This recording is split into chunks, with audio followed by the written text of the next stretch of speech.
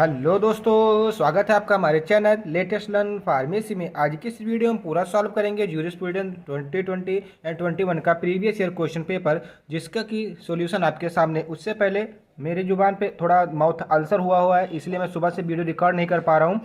अभी लेकर मैंने थोड़ी मेडिसिन ली है, कुछ एनेस्थीसिया यूज किया है, उसके बाद से मैं थोड़ा सही से बोल रहा हूँ। अगर बीच में कुछ मेरे वर्डिंग इधर उधर हो जा रहे हैं तो उसके लिए आप परेशान मत होइएगा, आप नोट से भी पढ़ सकते हैं। तो आइए स्टार्ट करते हैं। सबसे पहले हमारा आता है सेक्शन ए, जिसमें हमारे टोटल क्वेश्चन होते हैं 10 और हर क्वेश्चन 2 नंबर के होते हैं। टोटल इसमें हमारे 20 मार्क्स कवर अप होने चाहिए, जिसमें से आप जानते हैं कि इसमें से कम 16 नंबर हमको चाहिए ही चाहिए। तो पहला जो क्वेश्चन आता है, व्हाट इज शेड्यूल जी, मतलब आप शेड्यूल के बारे में पढ़े होंगे। शेड्यूल ए, शेड्यूल बी, जी, एच, ठीक है। एम हमारा जीएमपी के लिए बहुत इंपॉर्टेंट है, उसको आप जरूर पढ़ लीजिएगा, क्योंकि शेड्यूल एम से क्वेश्चन एक ना एक जरूर आएगा, चाहे वो 7 नंबर में आ जाए चाहे 10 नंबर में आ जाए, शेड्यूल एम आएगा। उसको भी हम थोड़ी देर में बताएंगे सेक्शन सी में।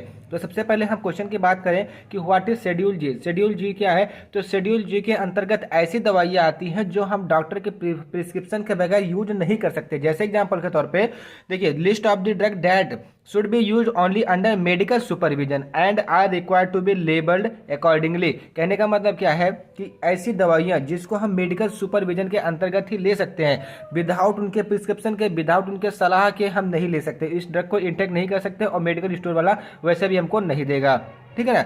तो the drug must label must display this caution, मतलब जैसे कॉजेस हो जैसे प्रिकॉशन वगैरह होता है ना, तो यहाँ पर जो इसकी पैकेजिंग होती है, अभी पैकेजिंग के बारे में भी एक इसमें क्वेश्चन आया हुआ है, उसमें हम ये देखेंगे कि लेबलिंग और पैकेजिंग कैसे की जाती है। तो जैसे हम इसमें पैकेजिंग करेंगे तो पैकेजिंग के ऊपर हम लेबलिंग उसके प्रिकॉशंस के लिख देंगे कि should not enter through the external route या इंटरनल रूट, इस टाइप के हम वहाँ पे क्या करते हैं, प्रिकॉशंस लिखते हैं।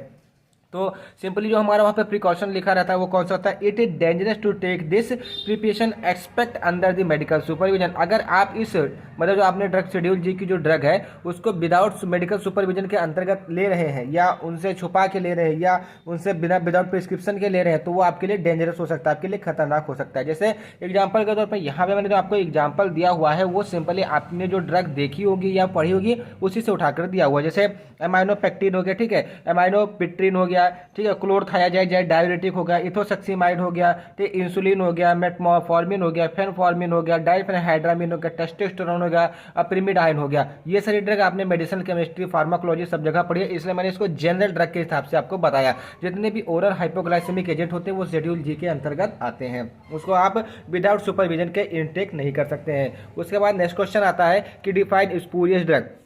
देखिए, इसका आप थोड़ा हिंदी में समझ लीजिए कि होता क्या है, काम दूसरे का नाम अपना। जैसे एग्जांपल के तौर पे जैसे मैं हूँ, मैंने क्या किया, मैं वीडियो बना रहा हूँ, आपको समझा रहा हूँ, ठीक है। आप क्या गए एग्जाम में जाकर के लिखा है, लिखने के बाद क्या करें कि भाई सारी मेहनत हमने की थी, हमने तो इनका वीडियो भी नहीं देखा था, ये भी नहीं किया था, वो भी नहीं किया था, और आपके नंबर अच्छे आ गए। तो इसका क्या मतलब है कि आपने वहाँ पे थोड़ा सा स्पूरियस कर दिया। स्पूरियस का मतलब क्या हुआ कि आपने हमारा वीडियो देखा, देखने के बाद उसमें से क्वेश्चन भी आया, उसको सॉल्व भी किया, लेकिन सॉल्व आपने किया वो बात अलग है, लेकिन आपने वीडियो किसका देखा, हमारा देखा। तो इसका मतलब क्या हो गया कि आप कुछ, जैसे कहते हैं ना कि आप कुछ मात्रा में हमको भी देंगे, जैसे कहते हैं ना कि भावना जैसे हमारे प्रति रखेंगे तो वो नहीं रखेंगे आप, जैसे, ठीक है, आप समझ सकते हैं। तो उसी प्रकार से जो ड्रग होती है, any drug that is important under a name that belong to another drug. जैसे एग्जांपल के तौर पे फिनोफॉर्मिन है, ठीक है, जैसे फेनफॉर्मिन है, ठीक है, फेनफॉर्मिन ड्रग है, उसको हम किस नाम से बेच रहे हैं, एमाइनोपेक्टिन, जैसे एमाइनोपेक्टिन है, ठीक है। तो इसका क्या मतलब क्या होगा, स्पूरियस ड्रग। ड्रग हमारी कौन सी है, फेनफॉर्मिन, नाम क्या लिखा हुआ है, एमाइनोपेक्टिन, तो इसका मतलब क्या है, वो हमारी स्पूरियस ड्रग है। उसके बाद अगर हम दूसरे हिसाब से देखें, दूसरी डिफरेंशन से, a drug that has been substituted either in whole or in part of the another drug. जैसे एडल्ट्रेशन आपने पढ़ा होगा, सब्स्टिट्यूशन आपने पढ़ा होगा, तो उसके अंतर्गत हम देखते क्या है कि जो हमारी मेन ड्रग है, जैसे पैरासीटामॉल टैबलेट बन रही है, ठीक है, तो वहाँ पे हम पैरासीटामॉल हमारा क्या है, एक्टिव इंग्रेडिएंट है, फार्मास्यूटिकल एक्टिव इंग्रेडिएंट है। अब उस पैरासीटामॉल की जगह हम कोई दूसरी ड्रग डाल दें, उसको पैरासीटामॉल के नाम से बेचें, तो ये हमारी क्या हो सकती है, स्पूरियस ड्रग होगी। इसका मतलब क्या, उसका फार्माकोलॉजिकल एक्शन आपके बॉडी के ऊपर नहीं आएगा। तो वही, या तो उस ड्रग में कोई सब्स्टिट्यूशन कर दिया जाए, या तो उसके पूरे पार्ट में, या तो उसके कुछ थोड़े से पार्ट में, जैसे एक्सीपिएंट वगैरह भी इसको बदल सकते हैं, ठीक है, या उसको एडल्ट्रेट कर दें, तभी हमारे किस में आते हैं, स्पूरियस ड्रग में आते हैं। उसके बाद नेक्स्ट की बात करते हैं, a drug important that not belong to printed company और ओनर है। अब जैसे देखिए, यहाँ पे लेटेस्ट लर्न फार्मेसी, ठीक है, उसका संचालन मैं कर रहा हूँ, ठीक है। आप कोई बाहर से आ जाए, चाहे बाहर से आ जाए, चाहे आप लोगों में से कोई आ जाए, बोलते कि भाई लेटेस्ट लर्न फार्मेसी ने मेरा चैनल है, तो वो बोले मेरा चैनल है, तो ये क्या हो जाएगा कि भाई चैनल तो मेरा है लेकिन हक आप जता रहे हो। तो इसी वही होता है कि ऐसी ड्रग जो कि उसके कंपनी का नाम लिखा होता है, जो उस पर प्रिंटेड ओनर का नाम लिखा होता है, वो उसका एक्चुअल में वो ओनर नहीं होता है, इसको भी बोलते हैं स्पूरियस ड्रग। तो सिंपली से अगर हम ऐसे बात करें कि कोई भी ड्रग है, उस ड्रग में किसी भी कंपनी का नाम लिखा हुआ है लेकिन वो कंपनी उस ड्रग को बना नहीं रही है, केवल फर्जीवाड़ा करके उसके अपना नाम लिख रही है, तो इसका मतलब क्या है, वो भी हमारे स्पूरियस ड्रग के अंतर्गत आ रही है। इसी को बोला जाता है काम दूसरे का नाम अपना एक मुहावरा है, ठीक है। उसके बाद अगर नेक्स्ट क्वेश्चन के बारे में बात करें, डिफाइन साइकोट्रॉपिक सब्सटेंस। देखिए इसमें यहाँ पे आप मत जाइए, सीधा मैं आपको बता रहा हूँ कि ऐसे सब्सटेंस जो आपके ब्रेन के ऊपर सीधा काम करते हैं और वहाँ की जो भी चीजें होती है, जैसे मूड अवेयरनेस होता है, थॉट होती है, फीलिंग होती है, बिहेवियर होता है, उसको क्या कहते हैं, चेंज कर देते हैं। और चेंज कर कहते हैं तो उसको डिप्रेस करेंगे, डिप्रेस करेंगे या तो स्टिमुलेट करेंगे, ठीक है ना, यही तो करेंगे ना, नॉर्मल तो रखेंगे नहीं, तो उसको बोलते हैं साइकोट्रॉपिक सब्सटेंस। तो ऐसे सब्सटेंस या ऐसे ड्रग जो कि हमारे ब्रेन पे वर्क करते हैं उनको बोलते हैं साइकोट्रॉपिक सब्सटेंस। इनका जो नेचर होता है वो स्टिमुलेंट भी हो सकता है और आपका डिप्रेसेंट भी हो सकता है। जैसे एग्जांपल के तौर पे आपका ओपियम हो गया, नार्कोटिक ड्रग हो गया, कोका लीफ हो गया, ये किसमें आते हैं, आपके साइकोट्रॉपिक सब्सटेंस में आते हैं, ठीक है। आपके बुद्धि में घुसा कि नहीं घुसा कि साइकोट्रॉपिक सब्सटेंस ऐसे सब्सटेंस होते हैं जो कि डायरेक्टली ब्रेन को इफेक्ट करते हैं, इफेक्ट करने के बाद वो ब्रेन को चाहे स्टिमुलेट करेंगे या उसको मतलब सप्रेस करेंगे, या उसको हम क्या बोल सकते हैं, सप्रेस कर देंगे, उनको हम साइकोट्रॉपिक सब्सटेंस बोलते हैं, ठीक है। उसके बाद नेक्स्ट क्वेश्चन के बारे में बात करें, define registered pharmacist and medical practitioner. देखिए यहाँ पर आपको क्या करना है, रजिस्टर्ड फार्मासिस्ट और मेडिकल प्रैक्टिशनर को डिफाइन करना है। तो सिंपली आप इस पर मत जाइए, आप सीधा समझिए कि रजिस्टर्ड फार्मासिस्ट कौन होते हैं। तो पहली बात है कि रजिस्टर्ड फार्मासिस्ट ऐसे फार्मासिस्ट या ऐसे एजेंट होते हैं जो कि डायरेक्टली किसी पीसीआई से कहाँ रजिस्टर्ड होते हैं। तो registered pharmacist are the agent या are the person that qualify the B pharm M pharm level exam या pharmacy exam and qualify it and register to pharmacy council of the India and state pharmacy council. देखिए अब ये कहाँ पे समझ लीजिए, registered pharmacist का क्या मतलब हो गया कि ये एक इंडिविजुअल होते हैं having educational qualification in pharmacy. वो फार्मेसी में क्या होता है कि उनका क्वालिफाइड होते हैं, हैविंग देयर नेम, उनका नाम के ऊपर रजिस्टर्ड होता है, मतलब क्या है कि रजिस्टर्ड होते हैं, उनके नाम से रजिस्टर्ड होते हैं under the state pharmacy council, state pharmacy council के अंतर्गत, ठीक है। और पीसीआई के अंतर्गत भी इनका रजिस्ट्रेशन होता है, ठीक है ना। State pharmacy council stabilize hit profession and business. और जो हमारे स्टेट फार्मेसी काउंसिल है वो क्या करते हैं, इनके प्रोफेशन, जैसे अगर आपकी गवर्नमेंट जॉब लग गई तो आपको पढ़ाना है, ठीक है। अगर आपकी मेडिकल में जॉब लग गई तो आपको क्या करना है, फार्मासिस्ट के तरीके से काम करना है। दूसरी बात, अगर आपकी कहीं जॉब नहीं लग रही है बी फार्म करने के बाद, तो आप अपना मेडिकल स्टोर खोलें, एजेंसी डालें, तो आपका क्या जाएगा, बिजनेस हो जाएगा। तो ये सब कौन संभालते हैं, स्टेट फार्मेसी काउंसिल संभालते हैं। तो ये आपका क्या, रजिस्टर्ड फार्मासिस्ट। एंड यहाँ पर आप देख सकते हैं कि registered pharmacist also sponsor for the dispensing of the drug. अब इसके बाद मेडिकल प्रैक्टिशनर। तो मेडिकल प्रैक्टिशनर ऐसे पर्सन होते हैं या ऐसे एजेंट होते हैं या ऐसे हम बोलते हैं मेडिसिनर्स होते हैं या प्रैक्टिशनर होते हैं जो क्या करते हैं, डिजीज को क्या करते हैं, डायग्नोस करते हैं, उसको ट्रीट करते हैं। तो simply they are registered under medical council of India, MCI के अंतर्गत ये रजिस्टर्ड होते हैं। वो प्रैक्टिस मेडिसिन, वो क्या कहते हैं, प्रैक्टिस से मतलब मेडिसिन से रिलेटेड प्रैक्टिस करते हैं with promoting maintaining and restoring the health through the body. मतलब कहने का सॉरी, यहाँ पर बॉडी की जगह आप मेडिसिन लिखिए, मेडिसिन मतलब बॉडी को मेडिसिन के द्वारा क्या करते हैं, उसको मेंटेन करते हैं, प्रमोट करते हैं और रिस्टोर करते हैं। Diagnose the disease and treat him, और मतलब डिजीज को भी डायग्नोज करते हैं और ट्रीट करते हैं। देखिए डायग्नोज मतलब ऐसे मत समझिए कि जैसे पैथोलॉजी होती है, उसका मतलब क्या होता है कि वहाँ पे डायग्नोसिस तो होती है लेकिन वहाँ पे एक्चुअली ये पता नहीं चलता कि आपको हुआ क्या। जैसे आपने सीबीसी करवाई, सीबीसी में जब आपकी पैथोलॉजी पे गए तो वहां पर ये आपको नहीं बता पाएगा कि आपको क्या, हाँ एक्सपीरियंस्ड होगा तो बता सकता है, लेकिन अभी नए पैथोलॉजी पे चले जाएंगे तो वो नहीं बता पाएगा कि आपके ब्लड रिपोर्ट में आया क्या। तो क्या सर कौन डायग्नोस करेगा, डॉक्टर डायग्नोस करेगा। डायग्नोस करने के बाद आपको क्या करेगा, ट्रीटमेंट करेगा। तो यहाँ तक आपको समझ में कि registered pharmacist and medical practitioner में अंतर क्या होता है। उसके बाद जो नेक्स्ट क्वेश्चन आता है, व्हाट इज शेड्यूल एम, मतलब शेड्यूल एम क्या है। तो schedule M is a part of drug and cosmetic act 1940, ठीक है। 1940 का क्या है, ये हमारा शेड्यूल एम के एक पार्ट है। जैसे शेड्यूल के, शेड्यूल एच, ये सब आता है, ठीक है। शेड्यूल के हमारे लिए बहुत ही मान लीजिए कि एक बेकार चीज़ है, ठीक है। It is good manufacturing practice, मतलब GMP, जो कि भी आगे आप चल के पढ़ेंगे, इससे थोड़ा हमारा ऑब्जेक्टिव के बारे में दिया गया है सेक्शन सी में, for pharmaceutical that should be followed by pharmaceutical manufacturing unit in India. देखिए जैसे आपको कोई भी एजेंसी खोलनी है, कोई भी आपको प्लांट लगाना है, फार्मास्यूटिकल प्लांट लगाना है, तो इसके अंतर्गत से मतलब GMP के अंतर्गत ही आप उसको करेंगे। जैसे आप दवा बना रहे हैं तो दवा बनाने में आपको स्टेबिलिटी चाहिए, ठीक है ना। उसके ऑब्जेक्टिव जैसे वो किसी भी कंपेटेबल ना हो, मतलब कंपेटेबल में कॉन्टामिनेशन ना करे, माइक्रो ऑर्गेनिज्म से जाके कॉन्टामिनेट ना करे, ऐसा आपको एसेप्टिक एरिया चाहिए, क्वारंटाइन एरिया चाहिए। तो ये सब जो चीज़ें हैं वो कौन संभालता है, GMP मतलब गुड्स मैन्युफैक्चरिंग प्रॉपर्टीज, और ये आते किसके अंतर्गत है, शेड्यूल एम के अंतर्गत आते हैं। जैसे एग्जांपल के तौर पे specific requirement for manufacture of sterile product, जैसे देखिए आपके पेरेंटल प्रोडक्ट हो गए, ऑप्थेल्मिक प्रोडक्ट हो गए, स्टेराइल प्रोडक्ट जैसे आपके हो जाए पेरेंटल प्रोडक्ट वगैरह जैसे होते हैं, ठीक है। तो इनको अगर नॉर्मली इस तरह जैसे टैबलेट वगैरह की आप प्रिपरेशन करते हैं, अगर ऐसी कंडीशन में प्रिपेयर करते हैं तो वहाँ पे कॉन्टामिनेशन के चांसेस बहुत ज़्यादा हो जाएंगे। तो इसलिए ये जो हमारी शेड्यूल एम के अंतर्गत जो हमारी GMP आती है वो क्या करती है, स्पेसिफिक रिक्वायरमेंट बनाती है कि मतलब हाँ भाई आपको यहाँ पे ये चाहिए, वेंटिलेशन एकदम बंद होना चाहिए, जो आपकी रूफ होनी चाहिए विदाउट सीलिंग होनी चाहिए, आपकी जो इल्यूमिनेशन मतलब जो लाइट का सोर्स है वो बाहर से ना होकर के अंदर से होना चाहिए, वो भी उसके मतलब उस रेज से किसी भी प्रकार की अल्ट्रावायलेट रेज ना निकल पाए। तो ये सारी जो चीजें मेंटेन करता है उसका नाम क्या है, GMP मतलब गुड्स मैन्युफैक्चरिंग प्रैक्टिस, ठीक है। ये हो गया specific requirement for manufacturing solid dosage form, जैसे मतलब ये क्या करते हैं, specific requirement for manufacturing solid dosage form, उसी प्रकार से specific requirement for manufacturing liquid dosage form, उसी प्रकार से specific requirement for the manufacturing of the semi solid dosage form. इस प्रकार से इसको और भी आगे लेकर जाके रख सकते हैं, मतलब लिख सकते हैं। यही हमारा क्या है, शेड्यूल एम। तो सिंपली अगर हम शेड्यूल एम की बात करें तो शेड्यूल एम हमारा किससे डील करता है, मैन्युफैक्चरिंग से। किसके मैन्युफैक्चरिंग से, स्टेराइल प्रोडक्ट के, पेरेंटल प्रोडक्ट है, ऑप्थेल्मिक प्रिपरेशन के, ठीक है। उसके बाद हम दूसरे टॉपिक में लिखें कि जितने भी आपको सॉलिड डोसेज फॉर्म या यूनिट डोसेज फॉर्म या oral dosage form, semi solid dosage form जितने भी आपको याद आ रहे हो उस समय सीधा लिखिए कि स्पेसिफिक रिक्वायरमेंट फॉर मैन्युफैक्चरिंग, मतलब इसकी चीज को मैन्युफैक्चर करने के लिए आपको एक स्पेसिफिक रिक्वायरमेंट की आवश्यकता होती है। इसके लिए सॉलिड डोसेज फॉर्म के लिए, लिक्विड डोसेज फॉर्म के लिए, टैबलेट के लिए, कैप्सूल के लिए, पिलेट्स के लिए, हमारे पाउडर के लिए, जो हमारे सस्पेंशन इमल्सन के लिए, इस टाइप से आप लिखते चले जाइए, आपका ये पूरा का पूरा पेज भर जाएगा। अगर 7 नंबर में भी आता है तब भी इसको आप आसानी से लिख सकते हैं। भाई आपको बहुत ड्रग, आपने फार्मास्यूटिकल भी पढ़ी, फिजिकल फार्मेसी पढ़ी, इस बार इंडस्ट्रियल फार्मेसी पढ़ी, आपको बहुत सारे सस्पेंशन इमल्सन बहुत सारे का नाम याद होगा, बहुत सारे डोसेज फॉर्म का याद नाम होगा, तो आप सीधा वहां पे लिख दीजिए कि स्पेसिफिक फॉर मैन्युफैक्चरिंग का भी सस्पेंशन इमल्सन। ये आ गया आपका किसमें, सॉलिड बाइफेजिक लिक्विड डोसेज फॉर्म में। उसके बाद मोनोफोजिक लिक्विड डोसेज फॉर्म में आप सिरप वगैरह इलेक्जर वगैरह डाल दीजिए। तो ये जो है आपका क्या शेड्यूल एम हो जाएगा।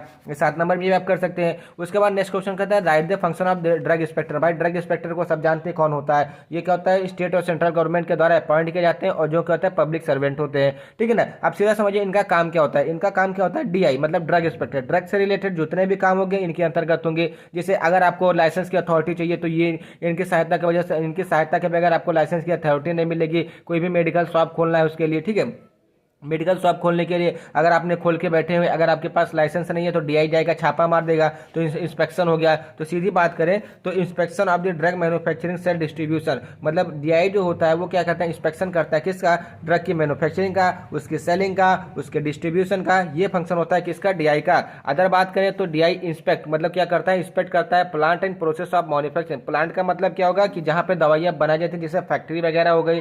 प्रोसेस ऑफ द मैन्युफैक्चर मतलब किस प्रकार से बनाई जाती है, उसमें स्टेरिलिटी है या नहीं है, ठीक है। अगर कोई मतलब ऐसी कंडीशन तो नहीं है कि जहां पर हमारा एनवायरनमेंट बहुत ज्यादा प्रदूषित है, जिसकी वजह से माइक्रो ऑर्गेनिज्म के कॉन्टामिनेशन के चांसेस बहुत ज्यादा है। तो ये हमारे क्या करते हैं, जो DI होते हैं इसको क्या करते हैं, इंस्पेक्ट करते हैं, ठीक है ना। उसके बाद personal employed for testing and standing of the drug और द कॉस्मेटिक, क्या करते हैं कि जैसे आप मेडिकल खोल के बैठे हुए हैं, ठीक है, मेडिकल खोल के आपके क्या, अगर आपसे पैसा लेना चाहेगा तो तुरंत आपसे पैसा निकलवा लेगा। कैसे निकलवाएगा ये मैं समझाता हूँ आपको।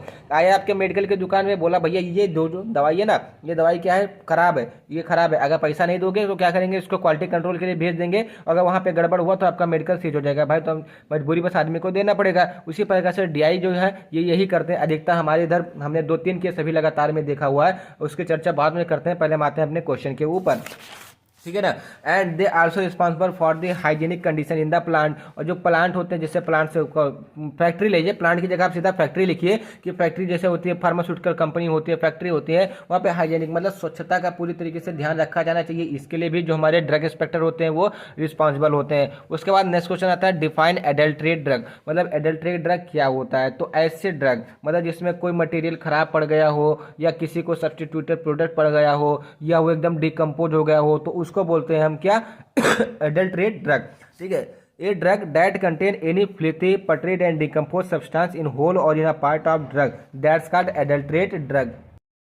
Next definition देखें तो A drug which preparation, packaging, storing under poor stationary condition injurious to health। देखिए एडल्ट्रेट ड्रग पूछा है तो एडल्ट्रेट आप किसी भी प्रकार से कर सकते हैं। जैसे उसकी स्टोरेज अगर कूलिंग में दी हुई है तो अगर उसको हम क्या कहते हैं हीटिंग प्रोसीजर, मतलब हॉट जगह पे रखते हैं। जैसे उसका टेम्परेचर 25 डिग्री सेंटीग्रेड दिया हुआ है, हम गर्मी में रख रहे हैं, उसको हमारा टेम्परेचर 40 डिग्री सेंटीग्रेड पहुंच रहा है, तो ये हमारी एडल्ट्रेट ड्रग हो जाएगी। उसमें प्लिथिफन आ जाएगा, पर्ट्रीफिक्स आ जाएगा, डिकम्पोजिशन हो जाएगा और जो हमारी सेहत के लिए हानिकारक होगी। ये बात हो गई।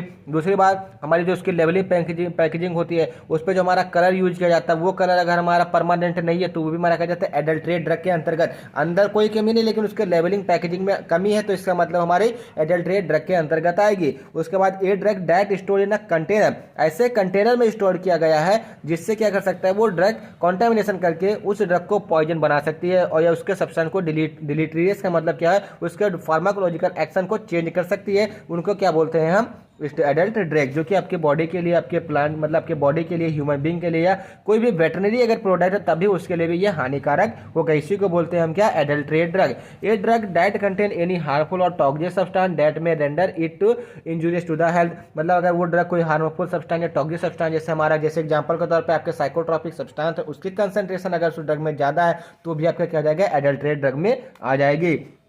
उसके बाद नेक्स्ट क्वेश्चन की बात करें, define absolute alcohol and denatured alcohol. देखिए इसका सिंपल फंडा यही है ना, एब्सोल्यूट अल्कोहल आप यूज करते हैं अपने लेबोरेटरी वगैरह में, तो कौन सा यूज करते हैं, एथेनॉल यूज करते हैं, अधिकतर कौन सा यूज करते हैं, एथेनॉल करते हैं। तो जो एब्सोल्यूट अल्कोहल होता है common name of the ethanol का होता है। Absolute alcohol is liquid alcohol, मतलब जो एब्सोल्यूट अल्कोहल होता है लिक्विड अल्कोहल होता है, that is at least 99% pure form, मतलब जो ये अल्कोहल का 99% प्योर फॉर्म में होता है और 1% इसमें कुछ वाटरी सब्सटेंस मिलाई गई होती है, इसलिए इसको हाइड्रोफिलिक भी बोला जाता है, हाइड्रो अल्कोहलिक भी बोला जाता है। ठीक है, उसके बाद अगर हम इसमें जो हमारा नेक्स्ट है क्या, डीनेचुरेटेड अल्कोहल के बारे में देखें तो ये डीनेचुरेटेड अल्कोहल ऐसे अल्कोहल होते हैं, तो this drug are the alcohol product, मतलब ये ऐसे अल्कोहलिक प्रोडक्ट होते हैं डेड अडल्ट्रेटेड, जो अडल्ट्रेटेड होते हैं, हैविंग टॉक्सिक या bad testing additive like menthol हो गया, ठीक है, मेथनॉल हो गया, बेंजीन हो गया, कैस्टरॉल होता है, आइसोप्रोपाइल अल्कोहल हो गया, एसीटोन हो गया, इन सबका क्या होता है इसमें एडल्ट्रेशन। एडल्ट्रेशन का मतलब क्या होता है, इस एब्सोल्यूट अल्कोहल में इन सबको मिला दिया जाता है तो हमारा क्या हो जाता है, डीनेचुरेट अल्कोहल बन जाता है। Which is unsuitable for human consumption, जो कि ह्यूमन कंज्यूम्पशन को अनसुटेबल, मतलब अगर आपने उसको कंज्यूम कर लिया तो आपको टॉक्सिसिटी होगी। उसके बाद नेक्स्ट क्वेश्चन आता है, write the objective of right to information. ये इंपॉर्टेंट क्वेश्चन है, इसको आप पूरा पढ़ लीजिएगा, 7 नंबर में आ सकता है। ठीक है, राइट टू इन्फॉर्मेशन का मतलब होता है, जैसे एग्जांपल के समझ से समझिए कि जैसे आप क्या है, आप किसी गांव के निवासी है, आपके बगल में नगर पालिका है, तो नगर पालिका में क्या क्या काम हो रहा है आप इसका लिखित ब्यौरा दे मतलब मांग सकते हैं नगर पालिका से। ये आता है राइट टू इन्फॉर्मेशन। जैसे आपकी हक, जैसे मतलब आम जनता का हक जो होता है, जैसे वो किसी भी चीज़ से, किसी भी सरकार से, किसी भी मुख्यमंत्री से सवाल कर सकता है। जैसे आप मुख्यमंत्री को गाली देते हैं, लेकिन क्या आपको पुलिस तुरंत पकड़ ले जाती है? नहीं, बहुत सीवियर कंडीशन ऐसी होगी जहां में पुलिस पकड़ के लेके जाती है। ये क्या है आपका राइट टू इन्फॉर्मेशन, मतलब ये आपका अधिकार है। गाली देना अधिकार नहीं है भाई, गाली देना अधिकार नहीं, उनसे पूछताछ करना अधिकार है। ठीक है, तो यही होता है राइट टू इन्फॉर्मेशन मतलब आरटीआई। ठीक है, इसमें होता क्या है, the basic object of RTI act is to empower the citizen, मतलब सिटीजन जो आपके नागरिक होते हैं उनको पावर में लाना। पावर का मतलब ऐसा नहीं कि आप उनको गाली दे, मारे पीटे ये सब करें, हाँ पूछताछ, लिखित, ये सब आप उनसे मांग सकते हैं। Promoted transparency and accountability in the working of the government, मतलब जो गवर्नमेंट वर्किंग कर रही है। जैसे एग्जांपल के तौर से इस समय आपको टैबलेट मिल रहा है, फोन मिल रहा है, ठीक है, तो कोई भी सिटीजन, मतलब कोई भी सिटीजन ये उनसे लिखित मांग सकता है कि आपने कितने स्टूडेंट को कितना मोबाइल दिया, कितना लैपटॉप दिया, इसका पूरा ब्यौरा चाहिए, और ब्यौरे के साथ में कितना इसमें लागत आई और कितना आपका टोटल खर्च हुआ, इसका भी वहां से ऐसा पता सकता है, भ्रष्टाचार का पता। लेकिन अगर कोई ऐसा करता है तो भाई रात रात ही उसको गायब करवा दिया जाएगा। ठीक है, तो आप लोग बिल्कुल ऐसा मत कीजिएगा। ठीक है, the right of any citizen of India to request access to information and the corresponding due to government to meet the request, मतलब गवर्नमेंट से रिक्वेस्ट कर सकता है कि भाई यहाँ पे सड़क बनी है तो ये सड़क हमारी कच्ची निकल गई, टूट रही है, इसमें कितना पैसा लगा, उसके बाद क्या हो जाएगा, ठेकेदार जो सड़क बनाया रहेगा उसको ठोक ठाक के ऊपर पहुंचा देंगे। ठीक है, पुलिस के अंदर कर देंगे। तो ये सब होता है आरटीआई के अंतर्गत आता है। उसके बाद नेक्स्ट क्वेश्चन की बात करें तो right the objective in of medicine and toilet preparation act 1955, मतलब जो मेडिसिन एंड टॉयलेट 55 मतलब प्रिपरेशन होता है 1955 का जो हमारा मतलब एक्ट है, उसके ऑब्जेक्टिव के बारे में बताइए। तो सबसे पहला यहाँ पे देखिए मेडिसिनल है और टॉयलेट प्रिपरेशन है, तो इसी के आधार पे हम चलते हैं। To prevent the misuse of alcohol,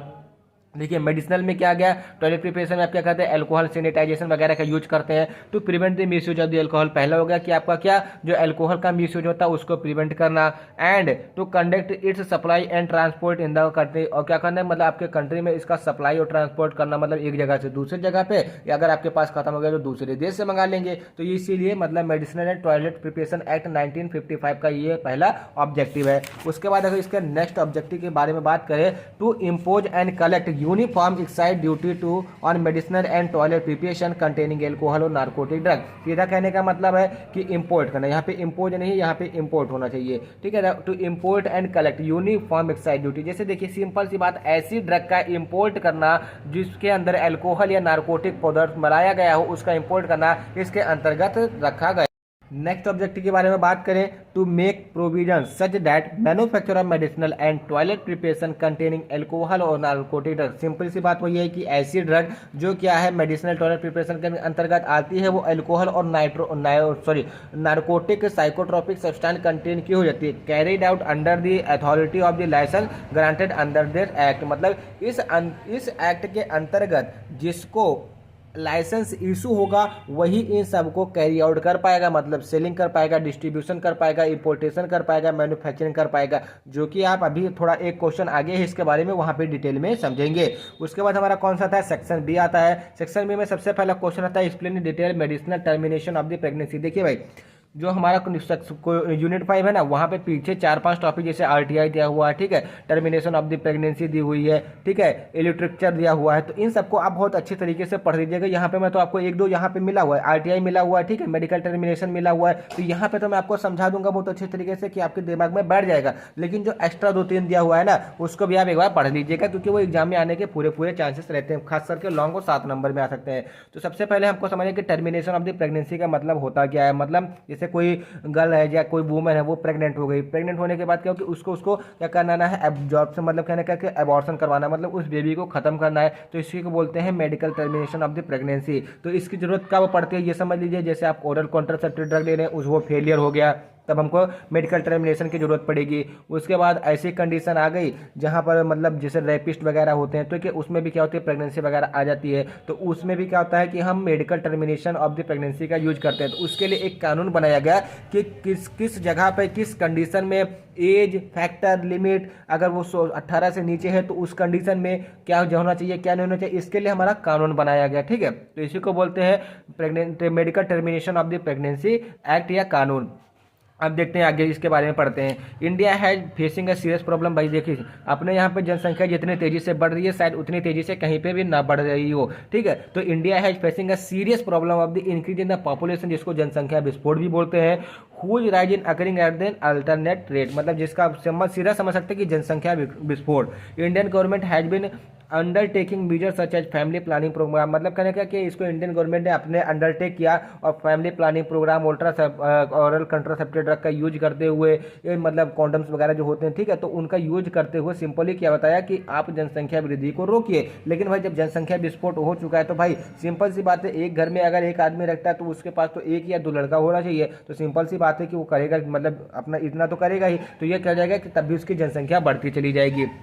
तो इसी को बोलते हैं जनसंख्या विस्फोट। अब इसके ऑब्जेक्टिव के बारे में बात करते हैं, उसके बाद इसके एक्सप्लेनेशन के ऊपर आगे बढ़ते हैं। To provide the termination of the certain pregnancy by registered medical practitioner. कहने का मतलब क्या है, जैसे कोई वुमेन है, प्रेग्नेंट हो गई है, तो उसको क्या करना, अपनी प्रेगनेंसी को टर्मिनेट करवाना है। मतलब टर्मिनेट का मतलब कहने का क्या मतलब होता है कि उसको आउट करवाना है, मतलब उसको बेबी नहीं चाहिए, उसको क्या करना है, एबॉर्शन करवाना है। वो किससे होगा, रजिस्टर्ड मेडिकल प्रैक्टिशनर, जैसे जो गायनोकोलॉजिस्ट होते हैं उनके द्वारा इसका उपचार किया जाएगा, ठीक है। अब उसके बाद हमारा इसमें हेडिंग वाइज चलते हैं, हेडिंग वाइज उसके बाद हम अगर एग्जाम में आता है तो इसी प्रकार से हम लिखेंगे। तो सर्कमस्टेंसेस मतलब ऐसी परिस्थितियां जिसको बोलते हैं कंडीशन, जैसे सिचुएशन बोलते हैं, अंडर हुज प्रेगनेंसी में be terminated bye registered medical practitioner, RMP. देखिए जहां पे आप आरएमपी लिखा होगा वहां पे रजिस्टर्ड मेडिकल प्रैक्टिशनर आप समझ जाइएगा। तो ऐसी कंडीशन जहां पे रजिस्टर्ड मेडिकल प्रैक्टिशनर जो होते हैं वो किसी वुमेन की प्रेगनेंसी को टर्मिनेट करते हैं। आप यहाँ पे देखिए मतलब किस कंडीशन में करते हैं, तो जो रजिस्टर्ड मेडिकल प्रैक्टिशनर होते हैं may terminate pregnancy when it is not more than 12 week old, मतलब 12 हफ्ते से ज़्यादा की प्रेगनेंसी ना हो, ठीक है। तो इसको मतलब रजिस्टर्ड मेडिकल प्रैक्टिशनर इसको टर्मिनेट कर सकते हैं। It is continuous would result into serious injuries of physical और mental health of the pregnant. देखिए भाई, अब सिंपल सी बात है, अगर आप अपनी प्रेगनेंसी में टर्मिनेशन करवाएंगे तो आपको क्या मतलब, जैसे जो वुमेन्स होगी, फीमेल्स होंगी, उनको फिजिकल एंड मेंटल प्रॉब्लम होगी। फिजिकल तो वैसे भी प्रॉब्लम ब्लीडिंग के कारण से हो जाएगी, और जो हमारी मेंटल प्रॉब्लम होगी उनके दिमाग में असर पड़ा रहेगा। और दूसरी बात है क्या, जो उनकी मेंस्ट्रुएशन साइकिल होती है वो भी मतलब कंप्लीटली अच्छे से नहीं चलेगी, जिसकी वजह से उनको और ज़्यादा दिक्कत होगी,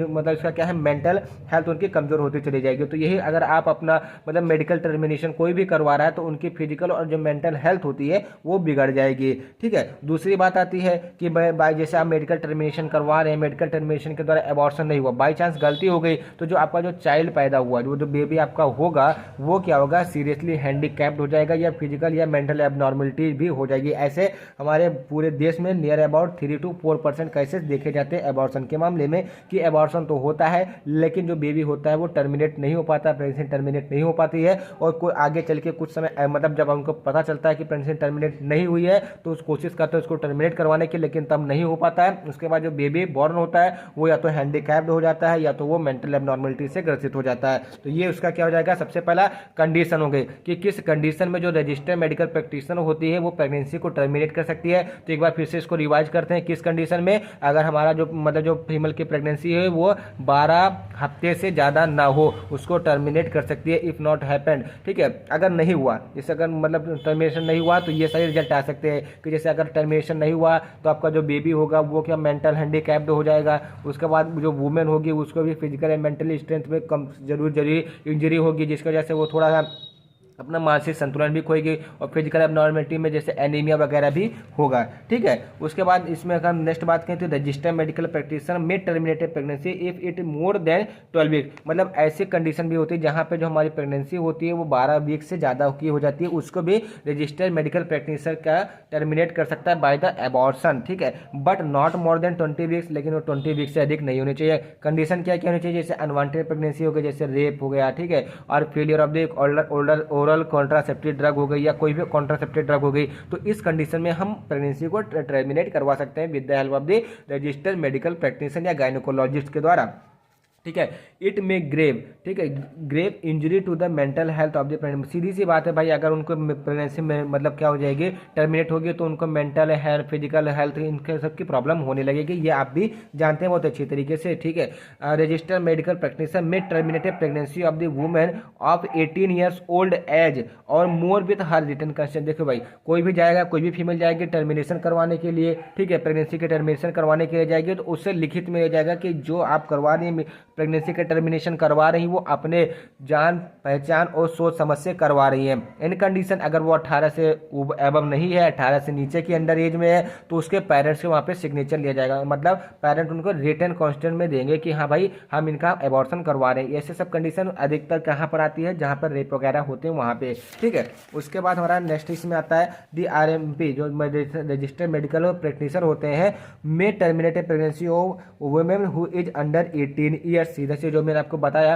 कि ऐसे फीमेल्स, ऐसी प्रेग्नेंट वुमेन जो 18 की एज से नीचे है वो भी टर्मिनेट करवा सकती है, लेकिन उसके लिए उनके जो गार्जियन होते हैं उनके पेपर पे सिग्नेचर चाहिए होंगे। ठीक है, उसके बाद नेक्स्ट इसमें आता है एक्सपीरियंस और ट्रेनिंग। देखिए, दर्शक देंगे कि मेडिकल टर्मिनेशन के लिए और क्या जरूरी है, एक्सपीरियंस होना चाहिए, ट्रेनिंग होना चाहिए। अगर आपके पास एक्सपीरियंस ट्रेनिंग नहीं है, आप भले बहुत पढ़े लिखे हैं, तो आप ये काम नहीं कर सकते हैं। The medical termination of the pregnancy rule 1975, मतलब मेडिकल टर्मिनेशन प्रेगनेंसी रूल जो 1975 है, प्रिस्क्राइब द क्वालिफिकेशन, एक्सपीरियंस और training who terminate the any pregnancy, जो उस प्रेगनेंसी जो फीमेल प्रेगनेंसी है उसको टर्मिनेट कर सकता है, उसकी क्वालिफिकेशन, एक्सपीरियंस एंड ट्रेनिंग के बारे में किसमें, medical termination of the pregnancy rule 1975 में प्रिस्क्राइब है, मतलब बताया गया है।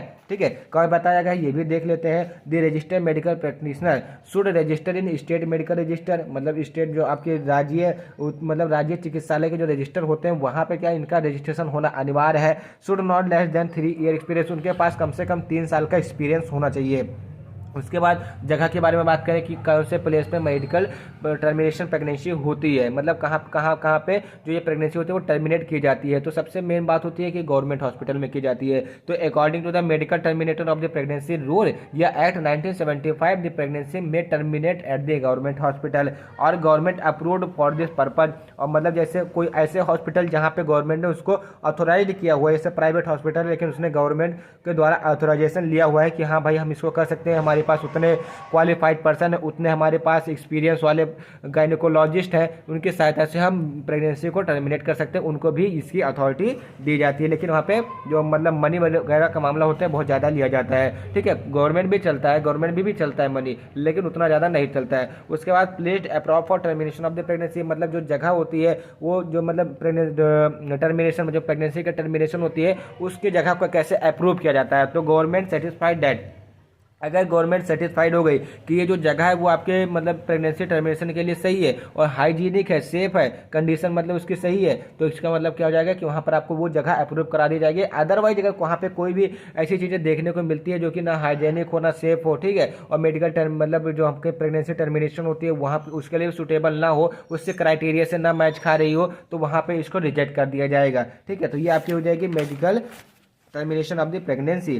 ठीक है, उसके बाद इंसेप्शन, अब इंसेप्शन जाने कौन जाएगा, डीआई वगैरह जाएंगे। और फिर place for termination of the pregnancy, मतलब ऐसी किस जगह पर हम मतलब जो टर्मिनेशन ऑफ द प्रेगनेंसी होती है उसको कर सकते हैं। A place approved under the medical termination of the pregnancy rule by chief of the medical, मतलब जो सीएमओ होते हैं उनके द्वारा क्या किया जाता है, इनको अप्रूवमेंट दिया जाता है। जो डिस्ट्रिक्ट के सीएमओ होते हैं उनके द्वारा इनको अप्रूवमेंट दिया जाता है। इफ सीएमओ मतलब जो हमारे कौन से होते हैं, चीफ ऑफ मेडिकल जो ऑफिसर होते हैं, नॉट सेटिस्फाइड, मतलब अगर वो सेटिस्फाइड नहीं है, संतुष्ट नहीं है विद हाइजीनिक कंडीशन, जो उसमें आपको जस्ट बताया कि जैसे हाइजीनिक कंडीशन सेटिस्फाई नहीं है तो ही कैन सीज, वहां वो क्या करते हैं, सीज कर सकते हैं कोई भी आर्टिकल, कोई भी मेडिसिन, कोई भी एम्पुल, कोई भी एडमिशन रजिस्टर या किसी प्रकार के डॉक्यूमेंट को वो सील कर सकते हैं अगर उन्होंने ऐसे कुछ कंडीशन देखी जो कि उस टर्मिनेशन प्रेगनेंसी के लिए सुटेबल नहीं है, तो ये सारी चीजें वो कर सकते हैं। उसके बाद कैंसिलेशन और suspension of the certificate of the approval, मतलब अगर बाई चांस आपको अप्रूव मिल गया, ठीक है, लेकिन आप काम सही से, आप जैसे सीएमओ के आया, चक्कर लगाने आया, उसको देखने आया, उसका मतलब इंस्पेक्शन करने आया, तो वहां पर तो आपने अच्छी अच्छी चीजें दिखा दी कि भाई हमारे पास सब कुछ है, लेकिन बाद में क्या हुआ कि आपने वो चीजें कैरी आउट नहीं कर पाए, तो उस कंडीशन में क्या करेगा, जो सीएम में होगा वो सेटिस्फाइड नहीं हुआ तो सीधा क्या जाएगा, कैंसिल कर देगा, या आपका जो सर्टिफिकेट होगा उसको वो सस्पेंड कर देगा। ठीक है, ये था आपका पहला क्वेश्चन। उसके बाद उसमें हमारा नेक्स्ट क्वेश्चन क्या आता है, write a note on license require for wholesale of the drug under the provision of the drug and cosmetic act, मतलब जो हमारा ड्रग एंड कॉस्मेटिक एक्ट है उसके अंतर्गत जो होलसेल ड्रग को सेल किया जाता है। जैसे क्या करते हैं कि आप डायरेक्टली तो मतलब कंपनी डायरेक्टली तो बेचती नहीं है, वो क्या करती है, कंपनी बनाती है, मतलब फार्मास्यूटिकल का प्लांट होता है, फैक्ट्री होती है, फैक्ट्री क्या करती है, डिस्ट्रीब्यूटर को देती है, डिस्ट्रीब्यूटर क्या करते हैं, उसको रिटेलर को देता है, तो डिस्ट्रीब्यूटर के द्वारा रिटेलर को दी जाने वाली रेट पे जो ड्रग होती है उसको बोलते हैं होलसेल सेलिंग। ठीक है, तो उसके बारे में हमको यहाँ पे बताना है।